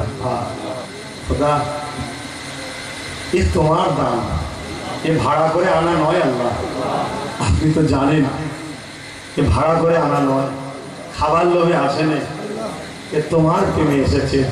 আর মানুষে মানুষের প্রেম তো তোমার পক্ষ থেকে হয়। এদের সঙ্গে প্রেম তুমি আমার সাথে করিয়েছো। এই প্রেমটা শুধু দুনিয়ার স্বার্থে না হয়, এদের সঙ্গে আমার ভালোবাসা আল্লাহ তোমার জান্নাত পর্যন্ত যেন একসাথে থাকতে পারি। আল্লাহ এখানে অনেক আমার গায়ের ইসলাম ভাইরাও আছে দূরে দূরে আশপাশে, তাদেরকেও আল্লাহ তোমার করে নাও, তোমার হাবিবের করে নাও, তাদেরকেও আমাদের সাথে জান্নাতি করে দাও, তাদেরও সংসারে শান্তি দাও, তাদের বাচ্চাদের ঘরে সুখে শান্তিতে রেখো। তারাও অনেক কষ্ট করে অনেকক্ষণ ধরে আছে। আল্লাহ সবাইকে মিলেমিশে রাখো। হ্যাঁ আল্লাহ এ সব কিছু সব মিলিয়ে সব দেয়। সর্বত আকায় নামদার মুফাক্কির মওজুদা সৈয়দুল মুরসালিন রাহমাতুল লিল আলামিন আমার দয়াল নবীর দরবারে সব পৌঁছে দিন। হুজুরের আওলাদ আব্বা জান আম্মা জান, হুজুরের আহলিয়াদের উপরে সব পৌঁছে দিন। আল্লাহ চার পিরানি পীর, চার ইমাম হুজুর, মোজাদ্দেদ জামান দাদা হুজুর, হুজুরের 5 কলিজার টুকরা খলিফা হুজুরদের উপরে সব পৌঁছে দিন। আল্লাহ খাস করে আজকে আমার এই চাচা জান পীর আল্লামা কালিমুল্লাহ সিদ্দিক হুজুরের স্মরণে দোয়ার মাহফিল ইসলামে সব হুজুরের উপরে সব পৌঁছে। পীর আল্লামা সাইফুদ্দিন সিদ্দিকী হুজুর, পীর আল্লামা নুরুদ্দিন সিদ্দিকী হুজুর, পীর আল্লামা আবুল ফাজ সিদ্দিকী হুজুর, সমস্ত চারজন যারা চলে গেছে জান্নাতি করে প্রত্যেক উপরে সব পৌঁছে। আল্লাহ আমার যে সকল চারজন হুজুর হায়াতে আছেন, পীর আল্লামা কুতুবুদ্দিন সিদ্দিকী হুজুর, পীর আল্লামা ওমর সিদ্দিকী হুজুর, পীর আল্লামা মারুফ সিদ্দিকী, পীর আল্লামা ইব্রাহিম সিদ্দিকী হুজুর, আমার আব্বাজানদের শুরু করে সমস্ত চারজন হুজুরদের শরীরকে সুস্থ রাখুন, ভালো রাখুন, হায়াত দারাজ করুন। আমার সমস্ত ভাইজান হুজুরদের হায়াত দারাজ করুন। আল্লাহ মিলেমিশে সবাইকে থাকার তৌফিক দিন। দেশ ও দেশবাসীর স্বার্থে, কওমের স্বার্থে, ইসলামের স্বার্থে মিল মহব্বত দিন। আল্লাহ আল্লাহ আমাদের ইনসাফ করার তৌফিক দিন, ইনসানিয়াত করার তৌফিক দিন, ন্যায়ের পক্ষে চলার তৌফিক দিন, ন্যায়কে প্রতিষ্ঠিত করার তৌফিক দিন। বহুত ছেলে হালকা বয়সে আল্লাহ পেটের জ্বালায় দুর্নীতিবাজ নেতাদের পাল্লায় পড়েছিল, অনেকদিন খুলেছে, আজ সব দলে দলে দলে দলে ফিরে আসছে, তোমার নবীর খানদানের পাশে দাঁড়াচ্ছে। আল্লাহ এদেরকে তুমি ধনী বানিয়ে দাও, এদেরকে তুমি ধনী বানিয়ে দাও, এদের এত ধনী করে দাও যেন মক্কা মদিনা যেতে পারে। আল্লাহ আল্লাহ এদের জন্য আমাকে কিছু করার তৌফিক দাও আল্লাহ। হাবিবের খাতে রহমত করে দয়া করে এদের দুনিয়া আখিরাত আপনি ভালো করে দেন, এদের গুনাহ খাতা মাফ করে দেন, এদেরকে নামাজি মুত্তাকি বানিয়ে দেন, এদেরকে জাকিরিন হাজি গাজী বানিয়ে দেন আল্লাহ। সাথে সাথে আমার দেশ ভারতবর্ষকে বিদেশি শক্তি থেকে হেফাজত করুন আল্লাহ। এই ভারতবর্ষে আর্থিক দিক দিয়ে সার্বিক দিক দিয়ে উন্নতি করে দিন আল্লাহ। আল্লাহ এই মহামারী থেকে আজকে আমরা মুক্তি পেয়েছি, আগামী দিন আল্লাহ বিমার আপদ বিপদ থেকে আমাদেরকে হেফাজত করুন। আমার প্রতিটা দেশপ্রেমিক মানব প্রেমিক মানুষকে হেফাজত করুন আল্লাহ। হাবিবের খাতে রহমত করে দয়া করে আমার দেশের হিন্দু দলিত আদিবাসী সমস্ত ধর্মের মানুষ সবাইকে আপনি সৃষ্টি করেছেন, আমাদেরকেও হৃদায়তের রাস্তায় চালান, তাদেরকেও হৃদায়তের রাস্তায় চালান, তাদেরকেও সুখে শান্তির ছেলে স্ত্রী বউ বাচ্চা নিয়ে রাখুন, আমাদের ঘরেও সুখে শান্তির ছেলে বউ স্ত্রী থেকে নিয়ে রাখুন আল্লাহ। আল্লাহ প্রতিটা সংসারের অভাবকে দূর করে দিন, মা বাপ স্বামী স্ত্রী মিল মহব্বত দিন আল্লাহ। আল্লাহ আমি বড় খুশি হয়েছি এদের উপরে, আমি গুনাহগার আল্লাহ, কিন্তু আপনার নবীর খানদানের সন্তান আল্লাহ। আল্লাহ আমি গুনাহগার, কিন্তু আপনাকে রুকু দিই, সেজদা দিই, সুখেও আপনাকে ডাকি, দুঃখেও আপনাকে ডাকি, আপনি ছাড়া কারো কাছে কখনো মাথা নত করি না। আমি গুনাহগার, কিন্তু আপনার হাবিব ছাড়া অন্য কাউকে নেতা বলে মানি না। আয় আল্লাহ আমার চলার পথ একমাত্র আপনার হাবিবকে মানি আল্লাহ। আয় আল্লাহ আপনার হাবিবকে যারা ভালোবাসে তাদেরকেও ভালোবাসি, আপনার হাবিব দেশকে ভালোবাসতে বলেছে দেশকেও ভালোবাসি, আপনার হাবিব সৃষ্টিকে ভালোবাসতে বলেছে সৃষ্টিকেও ভালোবাসি। আল্লাহ আপনার কাছে ভিক্ষা চাইছি, আজকে এই মাঠে যতজন মানুষ এবং আমার মা বোনেরা যারা যেখান থেকে হাত তুলেছে, কে কোন ধর্মের জানি না, আল্লাহ সবাইকে দুবেলা খাওয়ার জন্য কারো কারো হাত পাঠাবেন আল্লাহ, বাচ্চার মুখে খাবার দেওয়ার জন্য, খোদা যে ধর্মেরই হোক কারো মুখে হাত খাবার দেওয়ার জন্য কাউকে ভিক্ষার যুগে হাতে পাঠাবেন আল্লাহ। খোদা বড় লোকের বাড়ির অভাব নেই আর গরিবের বাড়িতে খাবার নেই, তোমার কুদরত বুঝা বড় মুশকিল আল্লাহ। তাই হিন্দু হোক দলিত হোক আদিবাসী হোক আর আমার কওমের মানুষ হোক, তোমারই তো সৃষ্টি, রেজেক তো তোমার পক্ষ থেকে আসে। তাই আজকে প্রত্যেকের জন্য দোয়া আছে আল্লাহ, কাউকে একটু খাবার জন্য আল্লাহ কারো কাছে মাথা নত করাবেন না, কাউকে খাবার জন্য কারো কাছে ভিখারি হাত পাঠাবেন না আল্লাহ। এ দোয়া আমার নবীর প্রত্যেকটা উম্মাতিদের জন্য কবুল করেন। আমার আব্বা আম্মা ভাই বোন আত্মীয় সকলকে সুখে শান্তিতে রাখেন আল্লাহ। আমার হায়াত কেটে আমার মা বাপকে দিন আল্লাহ, তাদের দুয়ার বরকতে আমি আগাচ্ছি, আপনি আমার উপর রহমত করেছেন আল্লাহ, আপনি আমাকে কামিয়াব করুন। শেষ আশা, এতক্ষণ যারা দাঁড়ালো খুশি করে তোমার নবীর মাহফিলের ইজ্জতকে রক্ষা করলো, হক নায়ের মাহফিলকে ইজ্জতকে রক্ষা করলো, আওলাদে রসুলের ইজ্জতকে রক্ষা করলো আল্লাহ, এদেরকে কিয়ামতের দিনে ময়দানে মাহশরে দাঁড় করিয়ে রাখবেন না আমার আল্লাহ। আল্লাহ এদেরকে আর সাজিয়ে ছায় বসতে দেবেন আল্লাহ। এখানে অনেকে বয়স্ক বাপেরাও দাঁড়িয়ে আছে আল্লাহ, আরো সুন্দর করে সুখে শান্তিতে শরীরকে সুস্থ রেখে বাপ মা গুলো আরো কিছুদিন বাঁচিয়ে রাখুন আল্লাহ। যদি তাদের বাচ্চা আমরা জিতি, বাপ মা গুলো বড় খুশি হবে আল্লাহ। পীর আবু বকর সিদ্দিক নলেজ সিরিজ দেখে যাওয়ার তৌফিক দেবেন আমিন সুম্মা আমিন। বারহাক লা ইলাহা ইল্লাল্লাহু মুহাম্মাদুর রাসূলুল্লাহ। ভাই পেয়েছি এর বিনিময়ে তোর গুনাহকে চেপে দিয়ে আমি আল্লাহ তোকে নাজাত দিয়ে দিলাম। এই ভালো কাজটা কি? বান্দা একদিন রাস্তা দিয়ে যাচ্ছিল, রোদের সময় কঠিন রোদে একটা পশুকে রোদে বাঁধা ছিল, ছায়া চলে গেছে তার মনির জানে না, ওই পশুর পানির পিপাসাতে জিভ বাইর হয়ে যাচ্ছিল, এত কষ্ট হচ্ছিল। বান্দার মনে দয়া হয়েছে, পশুটাকে ছাওয়ায় বেঁধে পানি পান করিয়েছে, আমার আল্লাহর পছন্দ হয়েছে, তাকে নাজাত দিচ্ছে। জোরে বলুন সুবহানাল্লাহ। আজ আমরা যদি আমাদের পাড়া প্রতিবেশী দলিত আদিবাসী হিন্দু যে কোনো ধর্মের হোক, আল্লাহর সৃষ্টির মানুষ যদি কোনো বিপদে পড়ে যায়, তার পাশে দাঁড়িয়ে তার বিপদ যদি উদ্ধার করার চেষ্টা করি, তাহলে কিয়ামতের দিনে আমরাও তো বিপদে পড়ব। সেদিন আমার আল্লাহ রহমত আমাদের ঘরে কি নাজাত দিতে পারে না পারে না? বিশ্বাস রেখে আজকের এই কষ্ট করে দাঁড়িয়ে থাকা এই ওয়াজের মাহফিল থেকে, পীর আল্লামা কালিমুল্লাহ হুজুরের দুয়ার মাহফিল থেকে শপথ নেন, আগামী দিন কোনদিন কারো সঙ্গে ঝগড়া করবো না, ফিতনা করবো না, কারো প্ররোচনায় পা দেবো না। যদি সে হিন্দু হয়, দলিত হয়, আদিবাসী হয়, যে কোনো ধর্মের হয়, সে আমার ভাই, সে আমার বন্ধু, সে আমার দেশবাসী। তারও জন্ম আদম থেকে নিয়ে, তারও প্রথম মা হাওয়া ছিল, আমারও প্রথম বাবা আদম, প্রথম আব্বা আদম, মা প্রথম হাওয়া। আমরা সবাই এক বাপ এক মায়ের সন্তান, ঠিক না ঠিক গো? অতএব আমরা মিলেমিশে আগামী দিনে সুন্দর একটা ভারত, যেখানে কোনো জুলুম থাকবে না, অন্যায় থাকবে না, এই স্বপ্ন দেখতে কি অসুবিধা আছে? কিন্তু দেখে তো বসে থাকতে যাবে না। বাংলা থেকে শুরু হয় সবকিছু। ব্রিটিশ তাড়ানো আন্দোলন বাংলা থেকে শুরু হয়েছিল। একদিন ভারত ছাড়তে ব্রিটিশরা বাধ্য হয়েছিল। আজ যারা ভারতবাসীকে লুটছে ভারতের মধ্যে বসে, এই বাংলা থেকেই যদি আমরা আওয়াজ তুলি, একটা দিন দেখা যাবে তাদেরকেও ভারত থেকে তাড়িয়ে আমার ভারতকে সুন্দর ভারত, শান্তির ভারত, নিরাপদের ভারত, দুর্নীতি মুক্তর ভারত একদিন আমরা চাইলে দেশবাসী করতে পারবো না, পারবো না। আগে নিজের বাংলা থেকে শুরু করি। এটা কি কোনো পীর সাহেবের করার অধিকার আছে না? নাই। এখন যদি কেউ মনে করে হুজুরের ছেলে আপনি রাজনীতির কথা বলবেন কেন? ভাই, দুনিয়ার কোন ধর্মের কিতাবে কি আছে আমি জানি না, তবে ইসলামের মান্যওয়ালা শুনে রেখে দাও, যদি রাজনীতি করো এর জন্য সওয়াব হবে, নেকি হবে। জোরে বলুন সুবহানাল্লাহ। রাজনীতি মানে দেশ ও দেশবাসীকে নিরাপদে রাখার ব্যবস্থা, সিস্টেমটার নাম হলো রাজনীতি। এটা ইসলামে আছে না? নাই।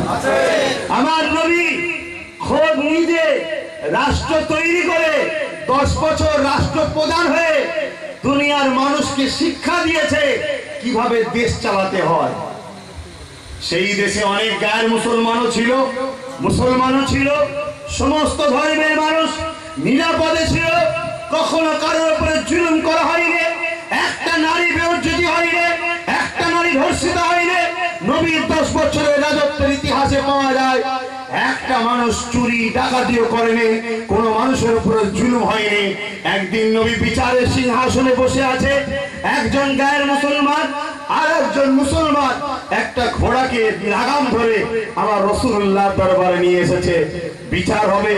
মুসলমান বলছে মোহাম্মদ ঘোড়াটা আমার, আর গায়ের মুসলমান বলছে আমার ঘোড়া।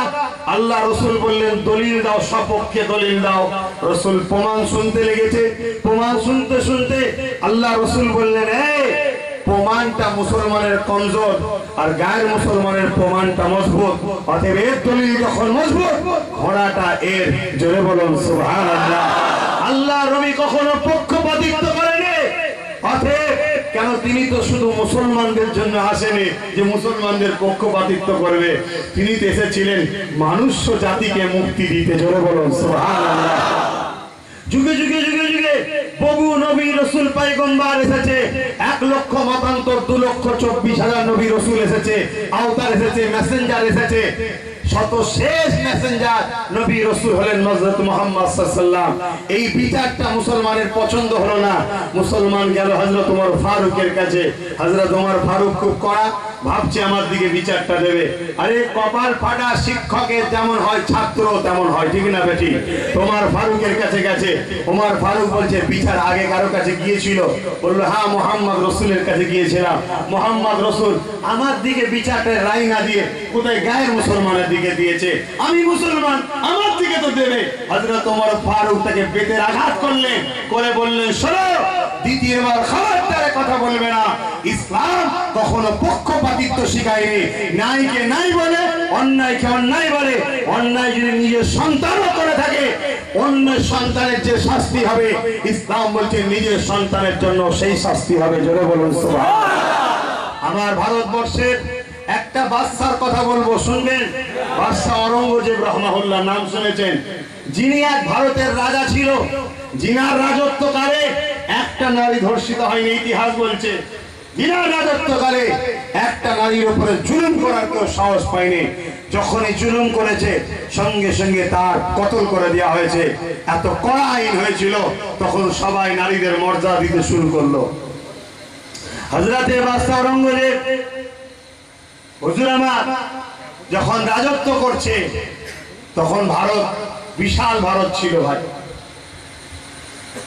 এইভাবে পাশের দেশের সঙ্গে যুদ্ধ হবে, সৈন্যরা যাচ্ছে। সৈন্যরা গেলে ভাই গ্রামবাসী বাইরে হবে দেখার জন্য। তো ওই সৈন্যরা দেখছে, ওর মধ্যে একজন মহিলা ছিল, ভদ্র মহিলা, আর তার পাশে তার একটা সুন্দরী নারী ছিল। এক সৈন্য কমান্ডারের ওই নারীটাকে পছন্দ হয়েছে, ঘোড়া নামিয়ে জিজ্ঞেস করছে নারীটা কার? পাশের ভদ্র মহিলা বলছে আমার। তোমার নারীকে আমার পছন্দ হয়েছে, আসার সময় তোমার মেয়েকে বিবাহ করব। যে নারীটা নাকি, যে মাটা নাকি, যে ভদ্র মহিলা দাঁড়িয়েছিলেন উনি হলো একজন ব্রাহ্মণের স্ত্রী, আর যে সেনাপতি বলছে বিবাহ করব সে হলো মুসলমান। শুনছেন ভাই, ভালো করে শুনবেন। আজকে আমাদের ঘরে বিকৃত ইতিহাস শোনানো হচ্ছে, যে ইতিহাস কোনো বইতে লেখা নেই, যে ইতিহাস কোনো ডকুমেন্টস পাওয়া যায়নি। আর আমি যেটা বলছি, লাইব্রেরিতে চলে যান, পাবেন ন্যাশনাল লাইব্রেরিতে ভারতের ইতিহাস পড়ুন, বাদশাহ আওরঙ্গজেবের ইতিহাস পড়ুন। এই সময়তে মহিলা কোনো কিছু না বলে সোজা বাদশাহ আওরঙ্গজেবের কাছে এসছে। আর তখন সমস্ত ধর্মের মানুষ তারা গায়ে মাথায় কাপড় দিয়ে থাকতেন, সবাই থেকে থাকতো। তো বাদশাহ আওরঙ্গজেবের কাছে এসেছে, হুজুর মসজিদ থেকে নামাজ পড়ে বেরোচ্ছে। তো মহিলাটা দাঁড় করিয়েছে, বাবা আপনার সঙ্গে কথা বলবো। বাদশাহ আওরঙ্গজেব বললেন, মা কি কথা বলবেন? কত সুন্দর আদর্শ দেখুন মা, ডাক দেখুন না। আপনার সেনাপতি যাচ্ছিল যুদ্ধে, আর আমার একটা মহিলা আছে তাকে পছন্দ হয়েছে। আপনার সেনাপতিটা মুসলমান, কোন হিন্দু সেনাপতি বলতে একটা আলাদা কথা ছিল, তার মতন হিন্দু সেনাপতি ছিল। এরা মুসলমান সে, আর আমি ব্রাহ্মণ, আমার মেয়ের সঙ্গে বিবাহটা হয় কি করে? বাদশাহ আওরঙ্গজেব মুচকি এসে বললেন, মা আপনি ঘরে চলে যান, কোনো চিন্তা করবেন না, ঘরে চলে যান। ভাই যেদিন সৈন্য ফিরবে, রাজার কাছে খবর থাকবে না থাকবে না? আগে তো দুধ পাঠাবে, এখন তো ফোনের সিস্টেম নয়, দুধ পাঠাবে। খবর পেয়েছে সৈন্যরা জয় হয়ে গেছে, ফিরছে। বাদশাহ আওরঙ্গজেব সোজা ওই ব্রাহ্মণের বাড়ি চলে গেল, ছদ্মবেশে, কম্বল টম্বল মুড়ি দিয়ে ছদ্মবেশে চলে গেল। মা এইদিকে মহিলা টেনশনে আছে, কি হবে? এসে গেছি আমি। বাদশাকে দেখে তো মহিলা অবাক, কোন ঘরে আমি থাকবো একটা ঘর দিন, আর বাতিটা ঘরের বন্ধ করে রাখবেন, মানে একটু হালকা করে রাখবেন, আর যখনই সেনাপতি আসবে ওই ঘরটা দেখিয়ে দেবেন। আর সরগে ঘরের মধ্যে রয়েছে, দরজার পাশে তরোয়াল নিয়ে, আর ঘরের বাতিটা কমজোর করা, হালকা করা। আর সেনাপতি যখন এসেছে ঘর দেখিয়ে দিতে, যখনই মাথাটা গলিয়েছে, হ্যাঁ আঘাত করেছে, ঘর থেকে কল্লা আলাদা করে দিয়েছে। মাকে বললো, বলি মহিলাকে ডাকলো, ব্রাহ্মণের স্ত্রীকে, যে আলো জ্বালান। আলো জ্বালানো হলো, বাদশা মুখটা দেখলো, বড় নিঃশ্বাস করে ঘরে চলে এলো। তখন ঘরে আসছে, মহিলা জিজ্ঞেস করেছিল, জাহাপানা আমি কি জানতে পারি যে আলোটা কম করা ছিল কেন? বাদশা আওরঙ্গজেব বলেছিল, মা আমার ইসলাম বলেছে যে ফিতনা সৃষ্টি করে সে মানুষ রূপী শয়তান, তার বাঁচার অধিকার নেই। আজ যদি ও জোর করে আপনার মেয়েকে বিবাহ করতো, হাজার হাজার মুসলিম হিন্দুর সঙ্গে ঝগড়া তৈরি হতো, ঠিক না বেটি? একজনের জন্য হাজার হাজার পরিবার নষ্ট হতো। অতএব ফিতনা সৃষ্টিকারী এর বাঁচার অধিকার নেই, কেন মানুষ রূপী শয়তান হয়েছে। কিন্তু মা এই জন্য আলো বন্ধ করতে বললাম, ওই যুদ্ধের কাফেলাতে আমারও একটা ছেলে ছিল, আমারও একটা ছেলে ছিল। জানি আমার ছেলে স্বভাব চরিত্র খারাপ নয়, তথাপিও বিবাহ কাকে কখন পছন্দ হয়ে যায়, ঠিক না বেটি? হতে পারে যে আমার বাচ্চা আপনাকে মেয়েকে পছন্দ করে থাকে, কিন্তু আইন তো সবার জন্য সমান। তা বাচ্চার মুখ দেখে যদি আমার মারতে হাতটা কেঁপে যায়, কিয়ামতের দিন আমাকে সৃষ্টিকর্তার কাছে জবাব দিতে হবে, কেন তুমি তোমার ছেলের ব্যাপারে বিচার করলে না? তাই আলো কম রাখতে বলেছিলাম, ছেলে হলেও যেন ময়া না লাগে, তার শাস্তি যেন পায়। এরই নাম হলো ইনসাফ, প্রতিষ্ঠিত করা, ন্যায় প্রতিষ্ঠিত করা। এই ন্যায় যতক্ষণ না প্রতিষ্ঠিত হবে, ততক্ষণ কিন্তু আমার দেশের নারীরা নিরাপদ পাবে না, আমার দেশের আম গরিব সমাজ নিরাপদ পাবে না। আমার দেশের আইন দু ধরনের, বড় লোকদের জন্য এক আইন, গরিবদের জন্য আর এক আইন, ঠিক না বেটি? এই ভুল কথা বলছি? এই জন্যে, এই সমাজকে বাঁচানোর জন্য আমি একজন ধর্মগুরু ঘরের ছেলে হওয়ার পরে আমি আব্বাস সিদ্দিকী সৎ চরিত্রবান ভদ্র সভ্য মুসলিম দলিত আদিবাসী প্রতিটা ধর্মের মানুষদের ঘরে নিয়ে একটা নতুন রাজনীতির প্ল্যাটফর্ম তৈরি করতে চাইছি, দেশ ও দেশবাসীকে বাঁচাবার স্বার্থে।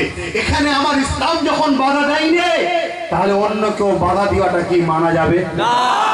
আমার দেশ যখন বাধা দেয়নি, অন্য কেউ বললে মানা যাবে? এবার এবারে কিছু মানুষ বলছে রাজনীতি করতে গেলে তো ঝগড়া হবে। রাজনীতির নাম ঝগড়া নয় তো। গণতন্ত্রের রাজনীতিতে ঝগড়া হয়নি, রাজতন্ত্রে ঝগড়া হয়। কোন তন্ত্রে? রাজতন্ত্রে। ইসলাম রাজতন্ত্রের পক্ষে নয়, ইসলাম গণতন্ত্রের পক্ষে। অর্থাৎ মানুষের মৌলিক স্বাধীনতা আছে, যে তার প্রিয় লোককে ভোট দেবে। এবং আমার দেশও বলছে তুমি তোমার প্রিয়, তোমার পছন্দের লোককে তুমি ভোট দেবে। এখানে ঝগড়া হওয়ার কি প্রশ্ন আসছে? ঠিক না বেটি? আপনি যদি প্রকৃত সৎ চরিত্রবান ভদ্র ভালো নেতা হন, তাহলে আপনি চোখ দেখাচ্ছেন কেন? মিথ্যা কেসের ভয় দেখাচ্ছেন কেন? আপনি জুলুম করবেন বলছেন কেন? আপনি যদি জনগণের প্রিয় হন, আপনি ক্যান্ডিডেট হন, লোক আপনাকে ভোট দেবে। ঠিক না বেটি? অত টেনশন কেন? আর আপনি যদি আমফানের টাকা ঝেড়ে খেয়ে থাকেন, তাহলে আপনার তো পতন হবে ভাই। আপনি যদি সারদার টাকা খেয়ে থাকেন, আপনার তো পতন হবে। আপনি যদি নারদায় পেশে থাকেন, আপনার পতন হবে। আপনি যদি কাটমানি খেয়ে থাকেন, আপনার পতন হবে। আপনি যদি পরের মেয়েকে নিজের মেয়ে না মনে করতে পারেন, আপনার পতন হবে। আপনি যদি লোককে মিথ্যা মামলায় জেলে দেন, আপনার পতন হবে। আপনি যদি পরের জমি দখল করে ঘর করেন, আপনার পতন হবে। ঠিক না বেটি? আপনি যদি মানব প্রেমিক হন, সমাজপ্রেমিক হন, মানবের সেবা করে থাকেন, লোকের অধিকারকে পাইয়েছেন, রাজভারত একটাই জনগণ ডেকেছে, আপনাকে পাশে পেয়েছে, লোকের অ্যাম্বুলেন্স থেকে শুরু করে সমস্ত রকম সেবা দিয়েছেন, আব্বাস সিদ্দিকী যতই চিল্লাক না কেন, আপনাকে জনগণ ভোট দেবে। ঠিক না বেঠে? ইসলাম সর্বসময় ন্যায়ের পক্ষে থাকতে বলেছে, সত্যের পক্ষে থাকতে বলেছে। আপনি যদি চরিত্রওয়ালা হন, সত্যবাদী হন, ন্যায়ের পক্ষে থাকে, আব্বাস সিদ্দিকীরা আপনার বিরোধী করে, এটাও ইসলাম বিরোধী হবে। আর আপনি যদি চোর হন, ডাকাত হন, বদমাইশ হন, রেপিস্ট হন, আপনার পক্ষে যে আব্বাস সিদ্দিকী যায়, এটাও অন্যায় হবে। তাই আমি আপনাদেরকে বলবো, ভালো ভদ্র সভ্য মানুষকে দাঁড় করিয়ে আগামী দিন বাংলায় নিরাপদে মানুষকে রাখার জন্য, দুর্নীতি মুক্ত সমাজ করার জন্য আমি আব্বাস সিদ্দিকী যদি আগিয়ে আসি, আপনারা কি আমার সাথে সাথ দিয়ে আগাতে রাজি আছেন? আগাতে রাজি আছেন? কথা দিচ্ছেন তো নাকি? মুনাফিকি করবেন না তো? মিথ্যা কথা বলবেন না তো? ধোঁকা দেবেন না তো? টাকা নিয়ে বাড়ি নিয়ে গাড়ি নিয়ে বিক্রি হয়ে যাবেন না তো? আপনার যদি বিক্রি হয়ে যান, মনে রাখবেন, যার কাছে বিক্রি হয়েছে সে আপনাকে বেশি দামে আবার অন্য কারোর কাছে বিক্রি করবে। সেটা হলো কে? বুঝতে পারছেন না? কে আসছে? কে আসছে বুঝতে পারছেন তো? এত কিছু করার পরে শুধু কথা উঠছে দুটো। এক হলো দাদা হুজুরের বিষয় আমি বলেছিলাম, দাদা হুজুর 44টা দিয়েছে বলেছিলাম তো নাকি? একটু বলবো? বইগুলো এনেছি কি তা জানি না। বই আছে কেন? দাদা হুজুর 44টা দিয়েছে আমি বলেছিলাম না? সেই নিয়ে আমার বিরুদ্ধে সবাই মিলে উঠে করে লাগলো। আরে দাদা হুজুরের সময় কি আমি জন্ম নিয়েছি ভাই? দাদা হুজুর দিয়েছি কি দেয়নি আমি কি করে জানবো? এখানে দাদা হুজুরের সময় জন্ম নিয়েছিলেন কেউ আছে? দিদি বলে কেউ দেয়নি, তার কথা যেমন মানা যাবে না, দিয়েছি বললে আমার কথাও মানা যাবে না। দাদা হুজুরের বিষয়ে কোনো কথা বলতে গেলে ইতিহাসের দলিল দেখাতে হবে। ঠিক না বেটি? ঠিক তেমনই 750 বছর এদেশে ভারত মুসলমান রাজত্ব করেছিল, তিনাদের বিষয়ে কিছু বলতে গেলে ইতিহাস দেখাতে হবে। অনেকে বলে বাদশাহ আওরঙ্গজেব নাকি মন্দির ভেঙেছিল, বলে না? বলে না? কথাটা ভুল নয়, সত্য কথা, ইতিহাসে আছে বাদশাহ আওরঙ্গজেব মন্দির ভেঙেছিল। কিন্তু এই কথাটা শুনেছেন কখনো? বাদশাহ আওরঙ্গজেব মসজিদ ভেঙেছিল, ওটা কিন্তু আর বলে না। তাহলে প্রথম একটু শুনবেন এই দুটো কথা। প্রথম মসজিদ কেন ভেঙেছিল সেটা শোনেন। তখন ছোট ছোট অঙ্গরাজা ছিল, ছোট ছোট রাজ্যের রাজা হতো তখন, বুঝে আছে? রাজপ্রধান তখন। তা বাদশাহ আওরঙ্গজেব তিনি মহারাজা, ছোট ছোট রাজা। ছোট ছোট রাজা বাদশাহ আওরঙ্গজেবকে ট্যাক্স দিতে হতো, কর দিতে হতো। দেখ রাজা সে কর দিচ্ছে না, করটা তো দেশের উন্নতি ভাই, বুঝতে পারছেন না? দেশের উন্নতি হবে তো। বাদশাহ আওরঙ্গজেব বলছে কর দিচ্ছিস না কেন, আমি যাবো? সে বলছে জাহাপানা দুর্ভিক্ষ দেখা দিয়েছে, কর দিতে পারছি না, পরের বছর দেবো। তার কয়েকদিন পরে সেই ছোট রাজাটা তার মেন রাজ্যের শহরে বিশাল একটা মসজিদ করছে। বাদশাহ আওরঙ্গজেবের খবর গেছে। বাদশাহ আওরঙ্গজেব বলছে যে কর দেয় না সে আবার এত বড় মসজিদ করছে কেন? টাকা পেল গুলা পেল। গোয়েন্দারা গিয়েছে, গোয়েন্দা খবর নিয়ে দেখছে ওই মসজিদের তলায় সুড়ঙ্গ করে আন্ডারগ্রাউন্ড করে সোনা দানা খাজনা সব ওতে রাখছে। বাদশাহ আওরঙ্গজেব লোক পাঠিয়ে বলো মসজিদটাকে ভাঙো। এই ফতোয়া দেবেন এটা মসজিদ না খাজনা রাখার জন্য ষড়যন্ত্র? কথা বলেন। যেটা খাজনা রাখার জন্য করা হয় ওটা মসজিদে নেওয়া যাবে? ওটা মসজিদ নয়, দেখতে মসজিদ। তাহলে মন্দির কাকে বলে? হিন্দু ভাইরা তাদের ধর্মীয় প্রার্থনা যেখানে করে, সেখানে যদি 13-14 বছরের মেয়েকে রেখে দিয়ে ভোগ করা হয় আন্ডারগ্রাউন্ডে, সেটাকে কি মন্দির বলা হয়? বাদশাহ আওরঙ্গজেবের কাছে ওই এলাকার গ্রামের মানুষেরা চিঠি করেছিল যে আমাদের এখানে একটা মন্দির আছে, সেই মন্দিরের গ্রাউন্ডে 13-14 বছরের মেয়েদের ঘরে শোষণ করছে দেহ। তখন বাদশাহ আওরঙ্গজেব সৈন্য পাঠিয়ে মন্দিরটাকে ভেঙেছিল। কথা মাথায় ঢুকছে? ওটা মন্দির? ওটা মন্দির নয় তো, ব্যবসার জায়গা, ভণ্ডামির জায়গা। মন্দির হচ্ছে তাদের পবিত্র হিন্দু ধর্মের কাছে, ঠিক না বেটি? এইটা হলো মূল ইতিহাস, সেটাকে কিন্তু শোনাচ্ছে না, শুধু ফেতনা কি করে লাগানো যায়। এই জন্য ইতিহাস কোন মুখে শুনে লাভ নেই, ইতিহাসের দলিল দিতে হবে, ইতিহাস দেখাতে হয়, ঠিক না বেটি? দাদা হুজুর রহমাতুল্লাহ আলাইহি 44টা প্রার্থী দিয়েছিল। আমি বলেছিলাম ভাই, আমি মুখ দিয়ে বলেছিলাম, কথা তো আমার নয়, কথা হচ্ছে বইয়েতে পড়েছি। বইটার নাম হচ্ছে রাজনীতিতে বঙ্গীয় উলামার ভূমিকা। লেখকের নাম হচ্ছে ডক্টর আব্দুল্লাহ। তিনি তিনার বইয়ের 97 পৃষ্ঠায় লিখছে, জমিয়তে বাংলা আসামের জমিয়তে উলামার প্রেসিডেন্ট মৌলানা আবু বকর সিদ্দিক, তিনি জমিয়তে উলামার তরফ থেকে প্রজাহিতস্থ গণদরদী মুসলমান মনে করে 44 জন প্রার্থীকে মনোনয়ন পত্র প্রদান করেন। কতজনকে? 44 জন। 44 আছে না নেই শুধু বলে দিতে হবে। 44 জন প্রার্থীকে মনোনয়ন প্রার্থী। এটা আমি বলছি না, কিতাবওয়ালা বলছে। এটা যদি ভুল কেউ মনে করে তাহলে আমার গলা না টিপে কিতাবওয়ালাকে ধরলে হয়তো নাকি? আমাকে ধরছেন কেন? এটা থেকে যদি কেউ মনে করে ওরকম একটা লিখে দেওয়া যায়, সেটা লিখেই দেখান দেখি কেমন দেওয়া যায়। কি এটা লিখেই প্রথম দেখান না, দেখি কেমন লিখা যায়।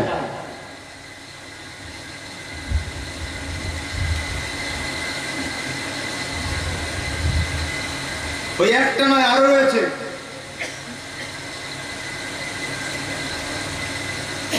বইটার নাম হচ্ছে যুগ পুরুষ শাহ আবু বকর সিদ্দিক। লেখক মৌলানা বাহাউদ্দিন সাহেব, নাম শুনেছেন? তিনি লিখছে 249 পৃষ্ঠা। ফুরফুরা শরীফে যাবেন, বই নেবেন, দেখে নেবেন, 249 পৃষ্ঠা খুঁজে পেয়ে যাবেন যুগ পুরুষ শাহ আবু বকর সিদ্দিক। সেই বই লিখছে শাহ আবু বকর সিদ্দিক জমিয়তুল উলামা বাংলা আসামের তরফ থেকে প্রজাহিতস্থ জনদরদী মনে করে 44 জন প্রার্থীকে মনোনয়ন পত্র দেন। কি গো বাবা, আছে তো নাকি? কথা বুঝে আসছে? তাহলে এই বইটা আমি লিখেছি? কে লিখেছে? মৌলানা বাহাউদ্দিন। অতএব এইটা যদি ভুল হয় আমার দোষ, তাকে যে ধরুন, ঠিক না বাড়ি? এই বইটা কার? পশ্চিমবঙ্গ সরকারের। এই বইতে 47-48 পৃষ্ঠায় লিখছে ফুরফুরার মৌলানা আবু বকর সিদ্দিক, তিনি রাজনৈতিক চেতনা সম্পন্ন ছিলেন, তিনি নিজেও রাজনীতি করতেন। কি বলছেন? করতেন। ও আলেমদের ঘরে রাজনীতি করাতে উৎসাহিত করতেন। যারা 44 বলাতে আমার বিরোধী করলো, এখানেও যদি কোনো ভদ্রলোক থেকে থাকে, ভদ্র ভাষায় তেনাদেরকে বলবো, যদি প্রকৃত দাদা হুজুরের জন্য লড়াই করে থাকেন, তাহলে এই বইটাতে দাদা হুজুর রাজনীতি করতেন প্রকাশ্য বলছে পশ্চিমবঙ্গ সরকার। যদি দাদা হুজুরের জন্য যদি লড়াই হয়, তাহলে এই বইটার বিরোধী করে পশ্চিমবঙ্গ সরকারের কাছে কৈফিয়ত নেওয়া দরকার। এটাই হবে প্রকৃত দাদা হুজুরের প্রেমিক। যদি বলেন যে না, শুধু ষড়যন্ত্র করা, আব্বাস সিদ্দিকীর কণ্ঠকে রোধ করা, আব্বাস সিদ্দিকীকে দাবিয়ে দেওয়া, তাহলে শুনে রেখে দেন, কে বড় হবে, কে ছোট হবে, কে ক্ষমতায় আসবে, কে হেরে যাবে, এটা কোনো মানুষের হাতে নয়। এই ক্ষমতা স্রষ্টার হাতে আছে। সেই স্রষ্টা যদি আমাকে উপর দিকে তুলতে চায়, আমাকে যদি ক্ষমতা দিতে চায়, আমাকে যদি ইজ্জত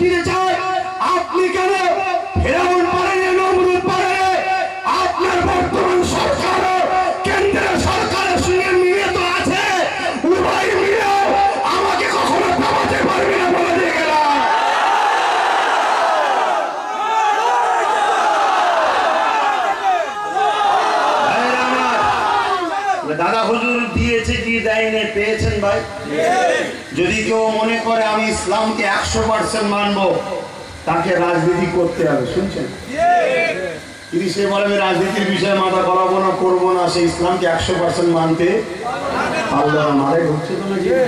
মুরব্বীদের যাচ্ছে মাথায়।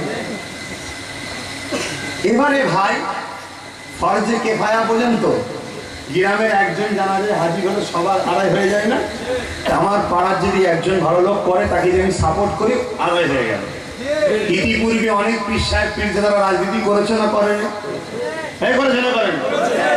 দেখেন নে, অনেক পীর সাহেব এসে বলেছে এনার হাতটাকে মজবুত করবেন। এটা রাজনীতি নয়? ওটা তো রাজনীতি। অমুককে লাথি মেরে গঙ্গায় ফেলে দাও, অমুককে জিতাও, রাজনীতি নয়? ওটা তো রাজনীতি। রাজনীতি ছাড়া পৃথিবীতে মানুষ থাকতে পারে না। কথা মাথায় ঢুকে আসছে? অতএব ঘুরিয়ে নাক না ধরে একটু ডাইরেক্ট ধরলে অসুবিধা কি আছে? ঘুরিয়ে নাক না ধরে ডাইরেক্ট ধরে নিলাম, অসুবিধা কি আছে? অতএব একে আনলাম, ওকে আনলাম, ওকে আনলাম, যে আসে সেই দেখি আমার ক্ষমতায় জিতে আমারই বুকে ছুরি মারে। অতএব বাবা আর কাউকে এনে লাভ নেই, চল নিজেই চলে যায়। কি বুঝতে পারছেন তো নাকি? এত কিছু করার পরে লাস্টে একটা উত্তর পাওয়া যাচ্ছে, আপনি যা করছেন বা আব্বাস সিদ্দিকী যা করছে, বিজেপি চলে আসবে। বলছে না বলে না? কারা কারা বিজেপিকে ভয় করেন? এখানে কোনো ইমানদার আছে বিজেপিকে ভয় করে? যে বিজেপিকে ভয় করবে আল্লাহ ছাড়া তার ইমান পাকা থাকবে? কথা বলে। আর কে কে মনে করেন দিদি আমায় বাঁচিয়ে রেখেছে? কেউ আছে এমন? কেউ যদি মনে করে বিজেপি মেরে দেবে, দিদি বাঁচিয়ে রাখবে, অবশ্যই সে বেঈমান কাফের হয়ে যাবে। হায়াত মত আল্লাহর হাতে আছে। খোদার বিনা হুকুম ছাড়া গাছের পাতা লড়তে পারে?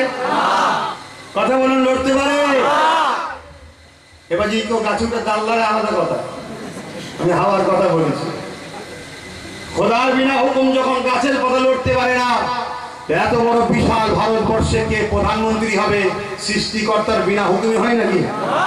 তাহলে সৃষ্টিকর্তার হুকুমে যখনই হয়, তাহলে বিজেপি প্রধানমন্ত্রী হয়েছে, এটা কে করেছে? এটা আল্লাহই করেছে। তা আল্লাহ ও লোকটাকে প্রধানমন্ত্রী করলো কেন?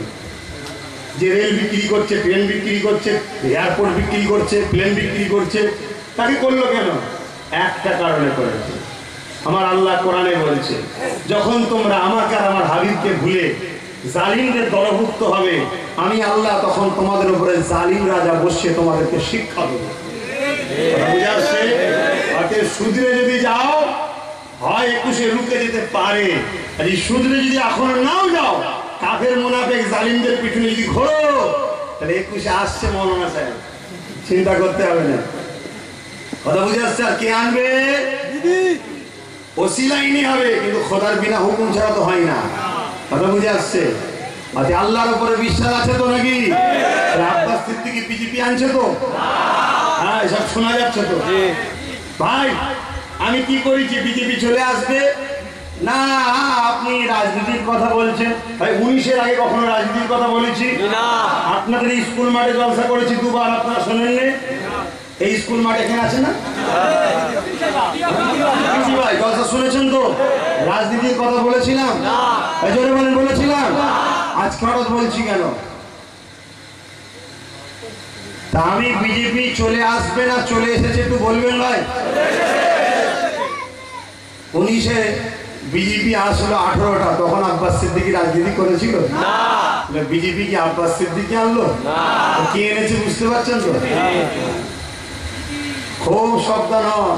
সিবিআই আসলো কলকাতায়, দিদি গেল দিল্লিতে, মনে নেই? সিবিআই আসলো কলকাতায় আর দিদি গেল দিল্লিতে। দিদিও পৌঁছে গেল, সিবিআই পালিয়ে গেল। তার মানে কি ভাই? চিন্তা করবেন না? 19-এ হাত দেবো, 21-এ ফুল দেবো, আপনি চিন্তা করবেন না, তাই তো নাকি? হতে পারে না? পারে না? আচ্ছা বলুন তো দেখি, এই গ্রামের পাহারাদার আমাকে করেছেন, 18 বার চোট পড়ে গেছে, আমাকে আবার রাখবেন পাহারা হিসেবে? রাখবেন? তথাপি এত ভালোবেসে ফেলেছিলাম দিদিকে, আমি তাও বলেছিলাম যে আসেন আপনাকেই রাখবো, কিন্তু আপনার সাথে আমার 44টা রাখবো। কথা বুঝছেন না?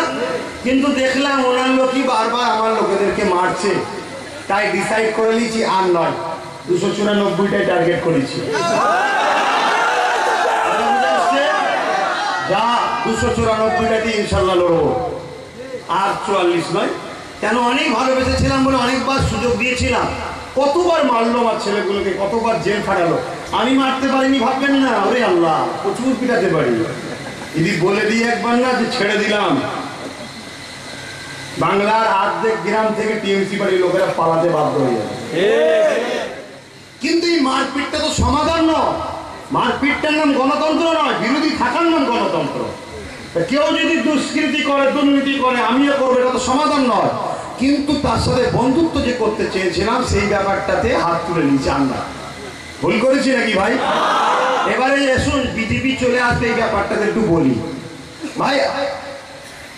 এই গ্রামের পাহারা দিচ্ছি আমি, আর চোর পড়লে দোষ দেবো কুতুব ভাইকে, এটা মানাবে? পশ্চিমবাংলার দায়িত্বে আপনি, বিজেপি ঢুকছে, দোষ আব্বাস সিদ্দিকীর। কি কথা? পঞ্চায়েত ভোটে দেখলাম বিরোধী শূন্যর নামে বাম কংগ্রেসকে পিটালো, কি মারলো লোকগুলোকে, ঘর বাড়ি ভেঙে দিল, মারার পর্যন্ত করে দিল। আর বিজেপি নমিনেশন জমা দিচ্ছে, বাধা দিল না। তার মানে কি, বকলমে ওইটাই যায়, এটাই দিলে হবে না। ঠিক না বেটি? অলরেডি ভাঙর নাম শুনেছেন? ভাঙরে প্রচার করছে টিএমসির নেতারা, যদি টিএমসি নাও করিস, বিজেপি কর, আব্বাস সিদ্দিকী দল করতে পারবি না। টাকার ইপিট উপিট তো। শুনুন, দিল্লির কথা ভুলে গেছেন? দিল্লিতে সবাই মিলে বিজেপির বিরোধী করে কেজরিওয়ালকে 200 সব দিল, সব কেজরিওয়ালকে দিল, নিজের হাত খালি, বসিয়ে বসিয়ে মার খেল। বিহারের কথা ভুলে গেছেন? বিজেপি আর নীতিশ কুমারের কি ঝগড়া, কি গালিগালাজ করছে। সমস্ত মুসলমান নীতিশ কুমারকে ভোট দিল, আর নীতিশ কুমার জিতে গিয়ে বিজেপির সঙ্গে মিশে গেল। কথা বুঝছেন না, বোঝেন না? আমার বক্তব্য হলো কি, নিজেদের হাতে কিছুটা রাখা দরকার আছে। ধরুন আপনাকে আমি গাড়িতে তুললাম, চলুন বারাসাতে নিয়ে যাব, আপনি পুরো আমার ভরসাতে যাচ্ছেন, পকেটে চারানাও নিয়ে যান না, বারাসাতে গিয়ে আমি ছেড়ে দিই আপনাকে, ধোকা দিয়ে ফেলি, কি হবে? ইতিপূর্বে ধোকা খেয়েছেন না খাননি? 10,000 শিক্ষা প্রতিষ্ঠান পেয়েছেন, ফুরফুরায় রেলে করে যান তো? উন্নয়ন পরিষদ হয়েছে তো? 15% সংরক্ষণ পেয়েছেন তো? মুসলিমদের অকাপ সম্পত্তি ফিরে পেয়েছেন তো?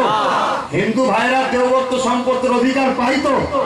জল জমি, জঙ্গলমহল, আদিবাসী দরিদ্ররা পাই তো? ওয়াদার বেখেলাফ হয়েছে না হয়নি?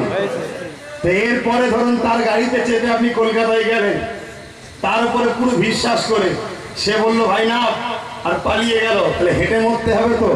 আমার বক্তব্য হলো, বন্ধুত্ব জায়গায় থাক, নিজের পকেটেও কিছু টাকা থাক না, যদি না পেয়ে যায় গাড়ি ভাড়া করে চলে আসবো। ঠিক না বেটি? যদি মিশে যায়, নিজের কিছু ক্ষমতা রাখবো, তাহলে নিজে বাঁচতে পারবো। ঠিক না বেটি? এরপরেও ধরুন বুঝতে পারছেন না, আরো একটু বলি। এরপরেও দেখুন আমার কথা পছন্দ হলো না, আপনাদেরকে যারা বোকা বানাচ্ছে, মুনাফিক জালিমগুলোর কথা হয়তো বিশ্বাস হলো, আমার ভয়ে ধরুন এনাকে রুখতে গিয়ে এনাকে ভোট দিলেন। ইনি কে বুঝতে পারছেন না? বুঝে বলছি, ইনি না চলে আসে, আমার কথা পছন্দ হলো না, এনাকে রুখতে গিয়ে এনাকে ভোট দিলেন, আর ইনি জিতার পরে দিন সুসুর করে চলে যায়। ইনি জিতার পরে দিন এনার সঙ্গে মিশে যায়, কেমন হবে? এই যাচ্ছে না, যায়নি? এই জন্য নিজের হাতে কিছু রাখা দরকার আছে না? নাই? শেষ দুটো কথা বলি। পশু জবাই দেখেছেন? পশু কাটা বা জবাই দেখেছেন? কিভাবে জবাই করে? হাত পা বেঁধে জমিনে শুয়ায়, তারপরে জবাই হয়। যখন হাত পা বাঁধে, যে জবাই করে সে কি পাশে ছুরিটা দাঁড়িয়ে থাকে? সে কোথা থাকে? পাশে লুকিয়ে থাকে। কেন ভাই? পশু যদি ছুরি দেখতে পায়, বুঝতে পেরে যাবে যে আমায় মনে হয় জবাই করছে, তাহলে লাফালাফি শুরু করবে, হাত পা বাঁধতে পারবে? বিজেপি জানে এদেরকে কখনো হাত পা ছাড়া বাঁধা ছাড়া মারা যাবে না। শুনছেন না? বিজেপি জানে এদেরকে হাত পা বাঁধে ছাড়া মারা যাবে না। অন্য কাউকে দিয়ে হাত পা বাঁধা হয়, বেরিয়ে শোয়ানো হচ্ছে, 21-এ মৌলানা এসে জবাই করবে। ওই জন্যে এখনো সময় আছে, হাত পা খোলা আছে, একটা বার নিজের ক্ষমতা নিজে অর্জন করো। আমরা মাতুয়া যে ঠাকুর পরিবার আছে, তিনাদের একজন ঠাকুর সাহেব আমার বাড়িতে গিয়েছিলেন, ওই পরিবারের সদস্য, তিনার সঙ্গে আমরা আলোচনা করেছি। সমস্ত আদিবাসী দলিত সবার সঙ্গে আলোচনা করছি যে আমরা সবাই মিলে একটা নতুন ফন্ড তৈরি করব, চলো। সবাই সাড়া দিচ্ছে, কেউ আমার বিরোধী করে রে ভাই, শুধু মোল্লা পাড়ায় 15-20টা বিরোধী করছে। এটা সেই হোসাইনের পিরিয়ডে এজিদের দলের লোকেদের মতো নয়, এটা ইমামে হযরতে উসমান গনিকে শহীদ করেছিল মুসলিম ছিল, তাদের মতো নয়। পাথে ভাই, আল্লাহ রসুলের কথা মানা দরকার আছে না নাই? আল্লাহ নবী বললেন, এ আমার উম্মতেরা, তোমরা কিয়ামত পর্যন্ত আমার খানদানের নেতৃত্ব মানবে, অর্থাৎ কুরাইশ খানদানের। এতদিন কোন কুরাইশ আপনাদের ঘরে প্রকাশ্যভাবে এত রাজনীতির ব্যাপারে বুঝাইনি।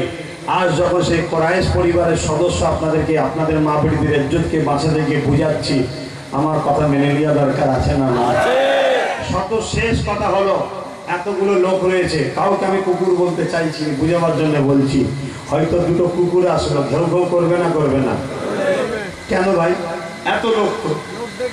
আর যদি একটা লোক থাকে কিন্তু হাতে যদি লাঠি থাকে, ঘেউ ঘেউ করবে? আমরা এত থাকার পরও ঘেউ ঘেউ শুনছি 73 বছর, কেন? আমাদের লাঠি একটাও নেই, অর্থাৎ আমাদের এমএলএ, আমাদের মন্ত্রী একটাও নেই।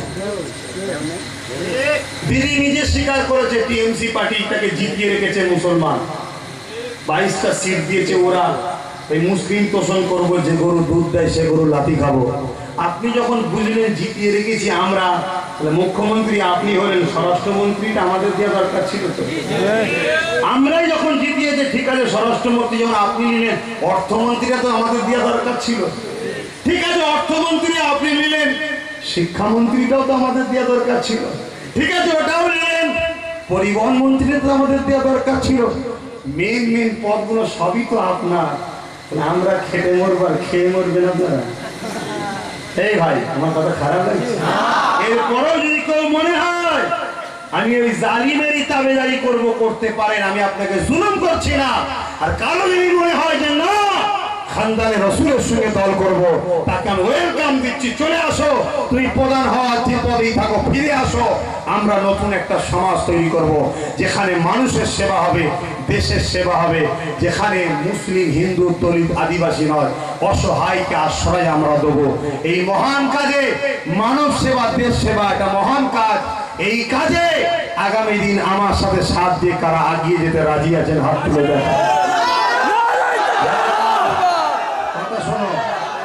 এই যে হাতগুলো, সত্যকে প্রতিষ্ঠিত করতে গেলে শয়তানের বাধা আসবে না? আসবে না? জেল খাটতে পারবে তো? মার খেতে পারবে তো? হাত লাগাও। কখনো কখনো শয়তান জব্দও করতে হয়। কথা বুঝে আসছে? 3টে কথা বলে গেলাম, মাথায় রাখবেন। কি করে যুবকরা সাথ দেবো তো? 3টে কথা। নাম্বার 1, আমার দুশ্মন বাড়ছে না কমছে? বাড়ছে। ভাঙড়ে কি হয়েছিল জানেন তো? কি শুনেছেন আমি জানি না, কি শুনেছেন আমি জানি না, কি প্রচার করছে আমি জানি না। বলে যায় ছোট্ট করে, আমার একটা ভাই এই সংগঠন করার জন্য, অরাজনী সংগঠন, সেবামূলক সংগঠন, এই করোনাতে কয়েক লক্ষ লোকের মুখে খাবার দিয়েছে, ওসিরা হয়েছে সংগঠন। আমরা মুসলিম হিন্দু দেখি না, শীতকাল এলে রাত 12টা 1টায় আমার ছেলেরা স্টেশনে থেকে শুরু করে ঘুমাতেও গেছিল, সমস্ত স্টেশন, সমস্ত জায়গায় ঘরে, যারা ফুটপাতে পড়ে থাকে, স্টেশনে পড়ে থাকে, তাদের গায়ে কম্বল দেয়, তারা চোখ খুলে হাসে। আমি মনে করি আল্লাহর সৃষ্টিকে হাসিয়েছি, আমার আল্লাহ কিয়ামত দিন আমাদেরকেও হাসাবে। জোরে বলুন। আমি একবারও দেখিনি সে মুসলমান না হিন্দু, আল্লাহর সৃষ্টি থেকে দাও, গরিব প্রয়োজন দাও। কথা বুঝে আসছে? আজকে এই সংগঠন করার জন্য ওই এলাকায় টিএমসি পার্টির যারা দুষ্কৃতী গুন্ডা আছে, টিএমসি পার্টির নাম দিচ্ছে, আপনাদের কষ্ট হচ্ছে? টিএমসি পার্টির লোকেরা মেরেছে তো, আমি অন্য পার্টির নাম নেবো কেন? জানলাই দেখেন না আমাকে পাস ছিল, টিএমসি পার্টির লোক, অন্য পার্টির লোক নয় তো। আমি আমার বাপ, আমার মা, আমার বোন, আমার ভাইকে বোঝাবো না? জাম্মা, তোমার ছেলেকে টিএমসি পার্টির লোকেরা মেরেছিল, ওদের কার ভোট দিওনি? আমার আব্বাকে বলবো না, আব্বা তোমার ছেলেকে টিএমসি পার্টির লোক লাঠি তুলেছিল, ওদেরকে ভোট দিওনি।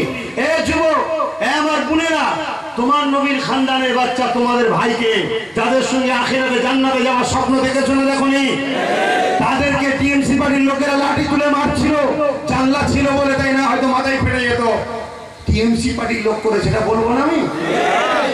তুমি অন্যায় করলে দোষ না, আমি বলছি আমার কষ্ট হচ্ছে, ওকে কি করে রুখা যায়? ওদেরকে বাদ দেবে, শাস্তি দে, বাদ দে। আমি এসে বলবো ভাই টিএমসি যারা গুন্ডাগিরি করেছিল, টিএমসি পার্টির নেতাটাকে বাদ দিয়ে দিয়েছে, অথে ভাই ওই ব্যাপারটা ক্লোজ করতাম, কি ঠিক না বেটি?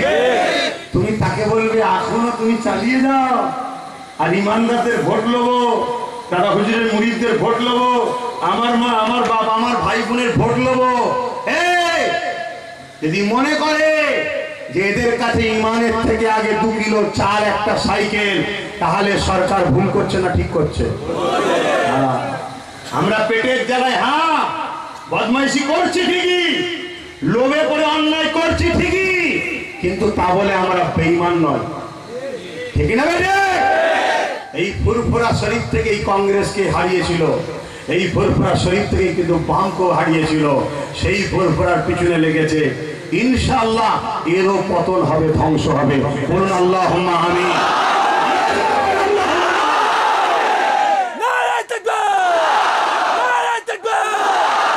যদি মনে করে আব্বাস সিদ্দিকী তোমাকে মিথ্যা মামলায় গ্যারেজ করে দেবো, আরো তাড়াতাড়ি তোর কবর হবে, তাহলে ঠিক না বেটি? আরো তাড়াতাড়ি পতন হবে, আরো তাড়াতাড়ি ধ্বংস যাবি, ঠিক না বেটি? তো ভাইয়ের আমার কি কথা বলছিলাম, হ্যাঁ, তা আমি ভাইটাকে দেখতে গিয়েছিলাম। আজকে আপনার গ্রামে একটা ছেলে ভালোবাসে, যদি বিপদে পড়ে তারপর জুলুম আমি দেখতে আসতে পারি না, এই অধিকার আমার দেশ দিয়েছে না, তাই না? অন্যায় করছি, সেখানে আমি দেখতে গেছি, গিয়ে তার বাড়িতে বসেছি, যে বাড়িটা জানলাতে লাঠি মারছিল ওর বাড়িতেই বসেছিলাম। এবারে আশপাশে ওই গ্রামের লোক ভালোবাসে, শুনেছে, খবর পেয়েছে, এসেছে, গোটা 50 জন ছিল গ্রামে, কিন্তু আমি সাথে করে কাউকে নিয়ে যাইনি, 5 জন ছিল আমার সাথে, কথা বুঝে আসছে? 5-6 জন 5 জন ছিল, অনেকদিন হয়ে গেছে। তোদের বক্তব্য হচ্ছে তোমাকে থাকা যাবে না, চলে যাই। আমি আমার ভাইকে দেখতে তোর অসুবিধা হচ্ছে, ওই গুন্ডা দেশদ্রোহী, ও তো মুসলমান নয় ভাই, আপনারা মুসলমান মনে করেন, মুনাফিক, সে লোক বল নিয়ে এসে আমার ওপরে হামলা করলো, ঘরে জানলাতে লাঠি বাড়ি মারলো, কারবার ছুড়লো, কিছু লোক বললো ঘর সমেত পুড়িয়ে দেবে। চিন্তা করে এদের চিন্তা ভাবনা, তোমার নবীর খানদানকে, তোমার পীরের আওলাদ কিরা পুরাতে চায়, এদেরকে আবার ক্ষমতায় আনবে তো তোমরা? আনো না, ঘর দিচ্ছে, বাড়ি দিচ্ছে, আনবে না? ও যেন ওদের বাপের টাকাই দিচ্ছে না, হ্যাঁ ওদের টাকা দেয়, আমার দেশের ট্যাক্সের টাকা থেকে দিচ্ছে, আমাদের ট্যাক্সের টাকা থেকে দিচ্ছে, কথা বুঝে আসছে? সবচেয়ে বড় কথা, কেউ যদি বলে বাড়ি দিয়েছি, বাড়ি দিয়েছি, গাড়ি দিয়েছি, একটা কথা বলবে, তোকে ভোট দিয়ে আরো ক্ষতি করে দিয়েছি।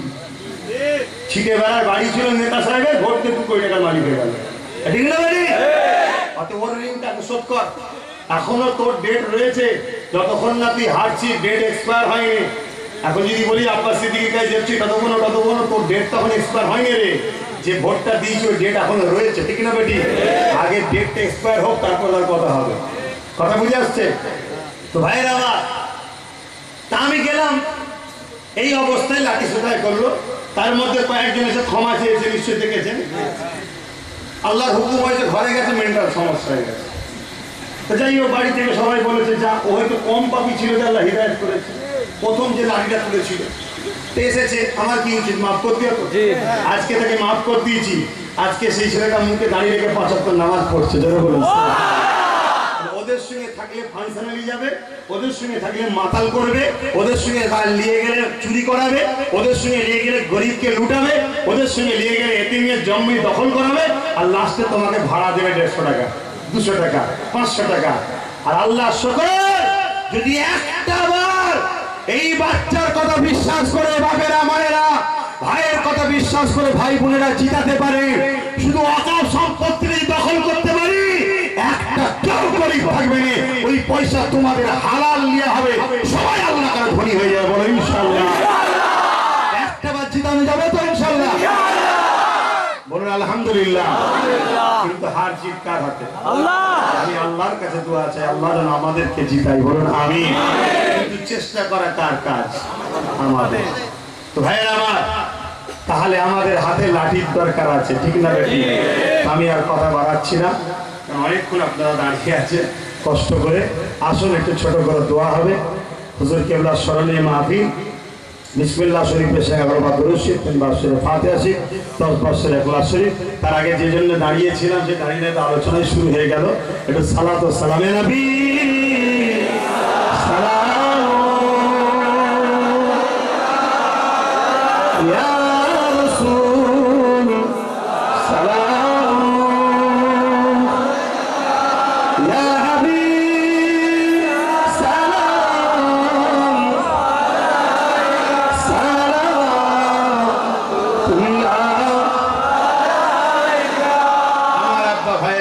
আমার দুশ্মন বেড়েছে তো, আমার কিছু হলে আপনারা ছেড়ে দেবেন নাকি?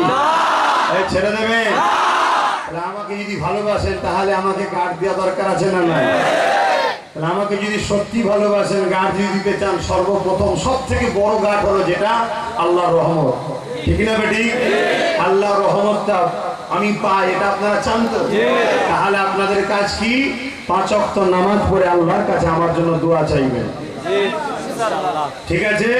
আর জাতি ধর্ম বর্ণ নির্বিশেষে প্রত্যেক ধর্মের মানুষ মাইকের দূরে বা সোশ্যাল মিডিয়ায় যে শুনে থাকেন, অন্য ধর্মের মানুষ আপনি হতে পারেন, আপনি আমার ভারতীয়, আপনি আমার মা হন, আপনি আমার বাবা হন, আপনি আমার বোন হন, আপনি আমার ভাই হন, কেউ না মানুক, আমি মানি, আমি মানি। কেন? আমার মোস্তফা জানে রহমত মেনেছে। গলায় ঠাকুরের মূর্তি ছিল, তাকে মা বলে আদর করে ঘরে নিয়ে গেছে। সেই মোহাম্মদ রসুলের মান্যওয়ালা আমি। ওই IS আল কায়দার লোক আমরা নয়, আমরা মোহাম্মদ রসুলের মান্যওয়ালা, আমরা সুফি এজামের লোক। কথা বুঝে আসছে তো ভাইরা আমার? ইসলামকে বদনাম করার জন্য ইহুদিরা ষড়যন্ত্র করে নকল ইসলামের প্রচার করে। তো সমস্ত মানুষকে বলবো, বা গায়ের ইসলামকে বিশেষ করে বলবো, আপনাদেরই তো 73 বছর সরকার ছিল, মুখ্যমন্ত্রী প্রধানমন্ত্রী সব তো আপনাদেরই। আপনাদের উন্নতি করলো না কারা? মুসলমানরা। ক্ষতি আমরা করেছি? একটা বার আমার কথা বিশ্বাস করে, এই সন্তানটাকে, এই ভাইটাকে বিশ্বাস করে একটা বার আমার কথা মেনে নেন। আমি কথা দিচ্ছি, আমার প্রত্যেকটা ধর্মের মানুষ, আমার দেশবাসী, আপনাদের সুখে যদি আমি আপনাদের সাথী হয়ে, আপনাদের ভাই হয়ে, আপনাদের সন্তান হয়ে আপনাদের পাশে আমি দাঁড়াবো। কেন? আমার রসুল দাঁড়িয়েছে, আমিও দাঁড়াবো। যদি নাও জিতান তাও দাঁড়াচ্ছি, দাঁড়ায়নি কি? বিভিন্ন ধর্মের মানুষ, আপনারা তো আমার আন্দোলন জানেন না। আমরা সেই বাঁকুড়াতে হেমন্ত রায়ের পরিবার, হেমন্ত রায়কে যখন মেরে দেয়, তার পরিবারের হাতে সন্ত্রাসের দৃশ্য জানেন না? আমরা নগদ 10,000 টাকা দিয়েছিলাম এবং তিনার বাচ্চাকে পড়াবার সম্পূর্ণ দায়িত্ব আমরা নিয়েছি। যখন বাচ্চা বড় হবে আমার সঙ্গে যোগাযোগ করে না, পড়াবো। এবং আমার নলেজ সিটির পাশে একটা আদিবাসী পাড়া আছে, ওই পাড়ার সম্পূর্ণ বাচ্চাদেরকে যতদিন যুগে যুগে যুগে যুগে নলেজ সিটি থাকবে, ওই পাড়ার বাচ্চাদের সম্পূর্ণ পড়া ফ্রি আমরা দায়িত্ব নিয়েছি, এবং হসপিটালের চিকিৎসাও ফ্রি। কথা বুঝে আসছে? কেন? আল্লাহর সৃষ্টি তিনারা, কেন ভালোবাসবো না? উনি কি ধর্ম করে না করে, সে যিনি সৃষ্টি করে তার কাছে জবাব দেবে। আমার মাথায় চাল পড়ছে কেন? ঠিক না বেটি? ভাইরা আমার, পার্থ চক্রবর্তী গঞ্জির হত্যা করেছিল, পূজা বোনের হয়ে আন্দোলনে নেমেছি। বিভিন্ন জায়গায় গত কয়েকদিন আগে যে বোনটা হলো, তিনার হয়ে আন্দোলন করছি। এভাবে বিভিন্ন জায়গায়, এমন করে এই করোনাতে যেটা বললাম, হিমনগঞ্জে গিয়েছিলাম আমফানের সময়, 1200-1500 লোককে আমরা খাবার দিয়েছিলাম। 1200-1500 কিন্তু আদিবাসী দলিত গরিব ঘরের মা বোন ছিল। আমি একবারও দেখিনি উনি হিন্দু ধর্ম কি ধর্ম। 1200-1500 সবাইকে খাইয়েছি, আমার দেশবাসীকে খাইয়েছি, আমার সৃষ্টিকর্তার সৃষ্টিকে খাইয়েছি।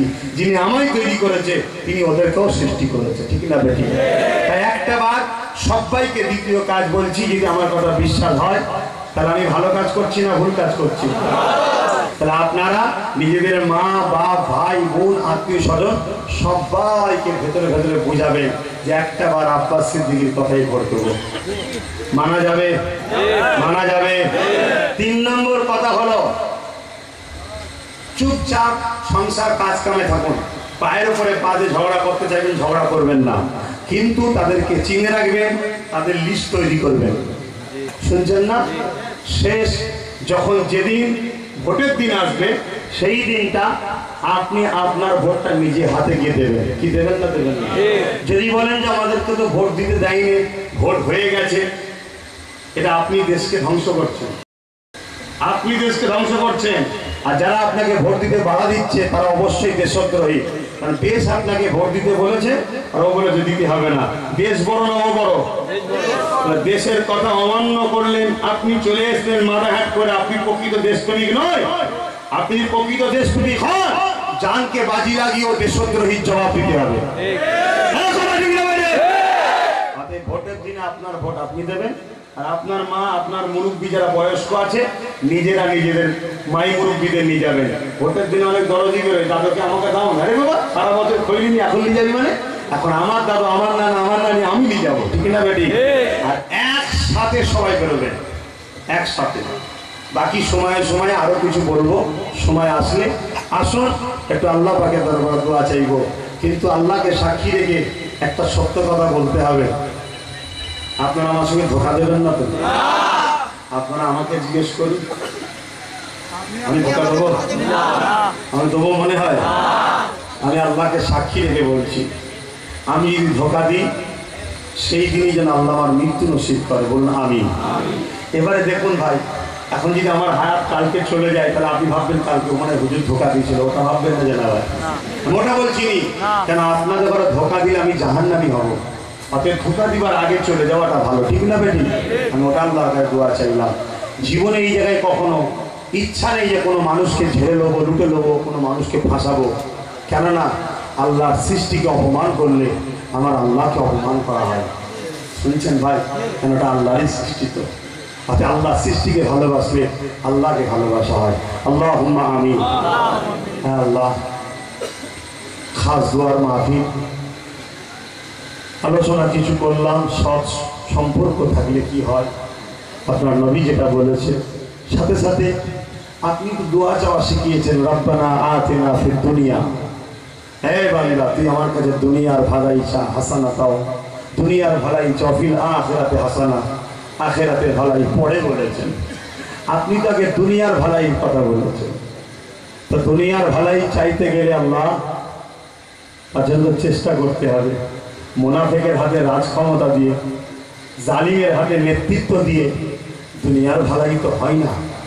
তাই আমার ভাইগুলোকে বুঝালাম যে চলে আসো, আর নয় কোরাইশের নেতৃত্ব মানো, আপনার রসুল মানতে বলেছে তাই শোনালাম। যদি আমার কথা মেনে নিয়ে আমার ভাইগুলো পরিবর্তন হয়ে ফিরে আসে, জিত তো আপনার হাতে, হারও তো আপনার হাতে। আল্লাহ আপনার রহমতের উপরে ভরসা করি, আপনি আমাদেরকে একবার জিতাবেন। আল্লাহ আল্লাহ আপনি আমাদেরকে জিতাবেন, যাতে করে আমরা মাথা তুলে ইজ্জতের সাথে ইসলাম ধর্মের অনুসারী আমি আমার ধর্ম পালন করতে পারি। আমার মসজিদে কেউ না তালা দিতে পারে, আমার মাদ্রাসায় কেউ না তালা দিতে পারে।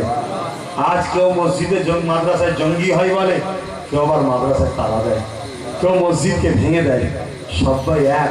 আল্লাহ আপনি যদি আমাকে ক্ষমতা দেন, আপনার ঘর, আপনার রসুলের ঘর উপরে কোনো জালিম অত্যাচার করলে শক্ত হাতে প্রতিরোধ করবো। আল্লাহ আল্লাহ আপনার সৃষ্টি বান্দাদের উপরে কেউ জুলুম করলে আপনার সৃষ্টির পাশে দাঁড়িয়ে সেই জালিমদের কঠোরভাবে প্রতিরোধ করবো। আল্লাহ আল্লাহ তাই এই বিষয়ে কিছু আলোচনা করলাম।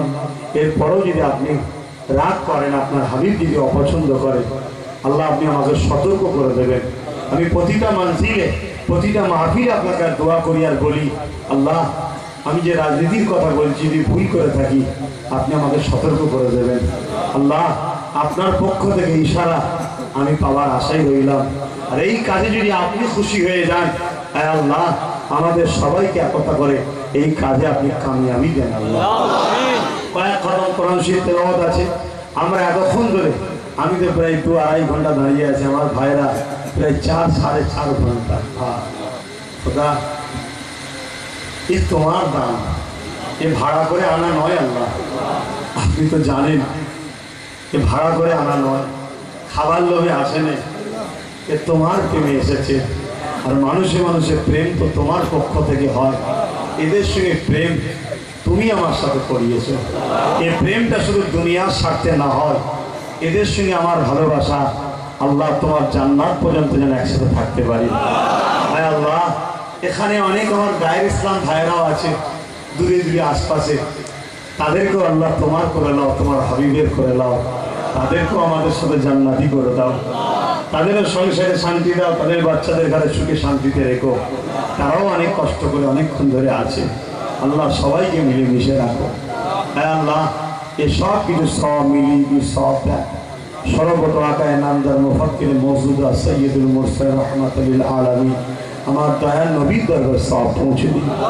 হুজুরের আওলাদ আব্বা জান আম্মা জান হুজুরের আহলিয়াদের উপরে সব পৌঁছে দিন।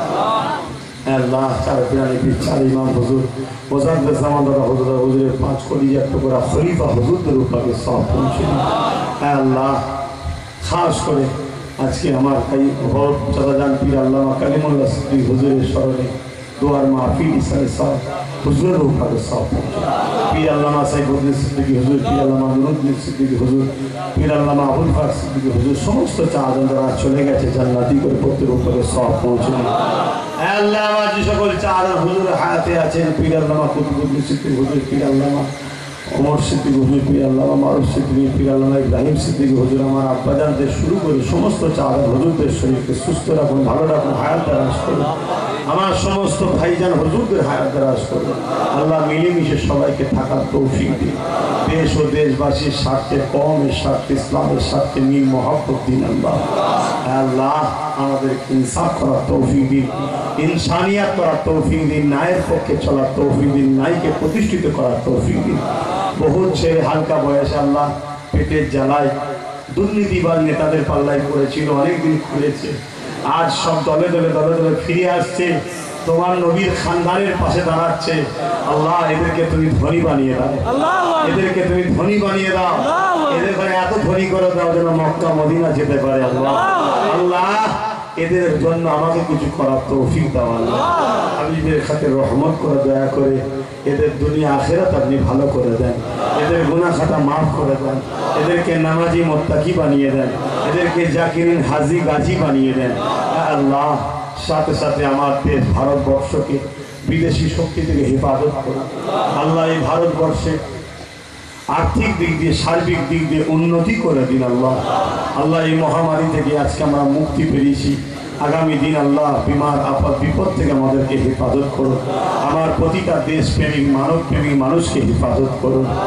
আল্লাহ হাবিবের খাতিরে রহমত করে দয়া করে আমার দেশের হিন্দু দলিত আদিবাসী সমস্ত ধর্মের মানুষ সবাইকে আপনি সৃষ্টি করেছেন, আমাদেরকেও হৃদায়তের রাস্তায় চালান, তাদেরকেও হৃদায়তের রাস্তায় চালান, তাদেরকেও সুখে শান্তির ছেলে স্ত্রী বউ বাচ্চা নিয়ে রাখুন, আমাদেরও সুখে শান্তির ছেলে বউ স্ত্রী থেকে নিয়ে রাখুন। আল্লাহ আল্লাহ প্রতিটা সংসারের অভাবকে দূর করে দিন, মা বাপ স্বামী স্ত্রী মিল মহব্বত দিন। আল্লাহ আল্লাহ আমি বড় খুশি হয়েছি এদের উপরে, আমি গুনাহগার আল্লাহ, কিন্তু আপনার নবীর খানদানের সন্তান। আল্লাহ আল্লাহ আমি গুনাহগার, কিন্তু আপনাকে রুকু দিই, সেজদা দিই, সুখেও আপনাকে ডাকি, দুঃখেও আপনাকে ডাকি, আপনি ছাড়া কারো কাছে কখনো মাথা নত করি না। আমি গুনাহগার, কিন্তু আপনার হাবিব ছাড়া অন্য কাউকে নেতা বলে মানি না। আল্লাহ আমার চলার পথ একমাত্র আপনার হাবিবকে মানি। আল্লাহ আল্লাহ আপনার হাবিবকে যারা ভালোবাসে তাদেরকেও ভালোবাসি, আপনার হাবিব দেশকে ভালোবাসতে বলেছে দেশকেও ভালোবাসি, আপনার হাবিব সৃষ্টিকে ভালোবাসতে বলেছে সৃষ্টিকেও ভালোবাসি। আল্লাহ আপনার কাছে ভিক্ষা চাইছি, আজকে এই মাঠে যতজন মানুষ এবং আমার মা বোনেরা যারা যেখান থেকে হাত তুলেছে, কে কোন ধর্মের জানি না, আল্লাহ সবাইকে দুবেলা খাওয়ার জন্য কারো কারো হাত পাঠাবেন। আল্লাহ বাচ্চার মুখে খাবার দেওয়ার জন্য খোদা যে ধর্মেরই হোক কারো মুখে খাবার দেওয়ার জন্য কাউকে ভিক্ষার জন্য হাতে পাঠাবেন না। আল্লাহ খোদা বড় লোকের বাড়ির অভাব নেই আর গরিবের বাড়িতে খাবার নেই, তোমার কুদরত বুঝা বড় মুশকিল। আল্লাহ তাই হিন্দু হোক দলিত হোক আদিবাসী হোক আর আমার কওমের মানুষ হোক, তোমারই তো সৃষ্টি, রেজেক্ট তো তোমার পক্ষ থেকে আসে। তাই আজকে প্রত্যেকের জন্য দোয়া আছে আল্লাহ কাউকে একটু খাবার জন্য আল্লাহ কারো কাছে মাথা নত করাবেন না, কাউকে খাবার জন্য কারো কাছে ভিখারি হাত পাঠাবেন না।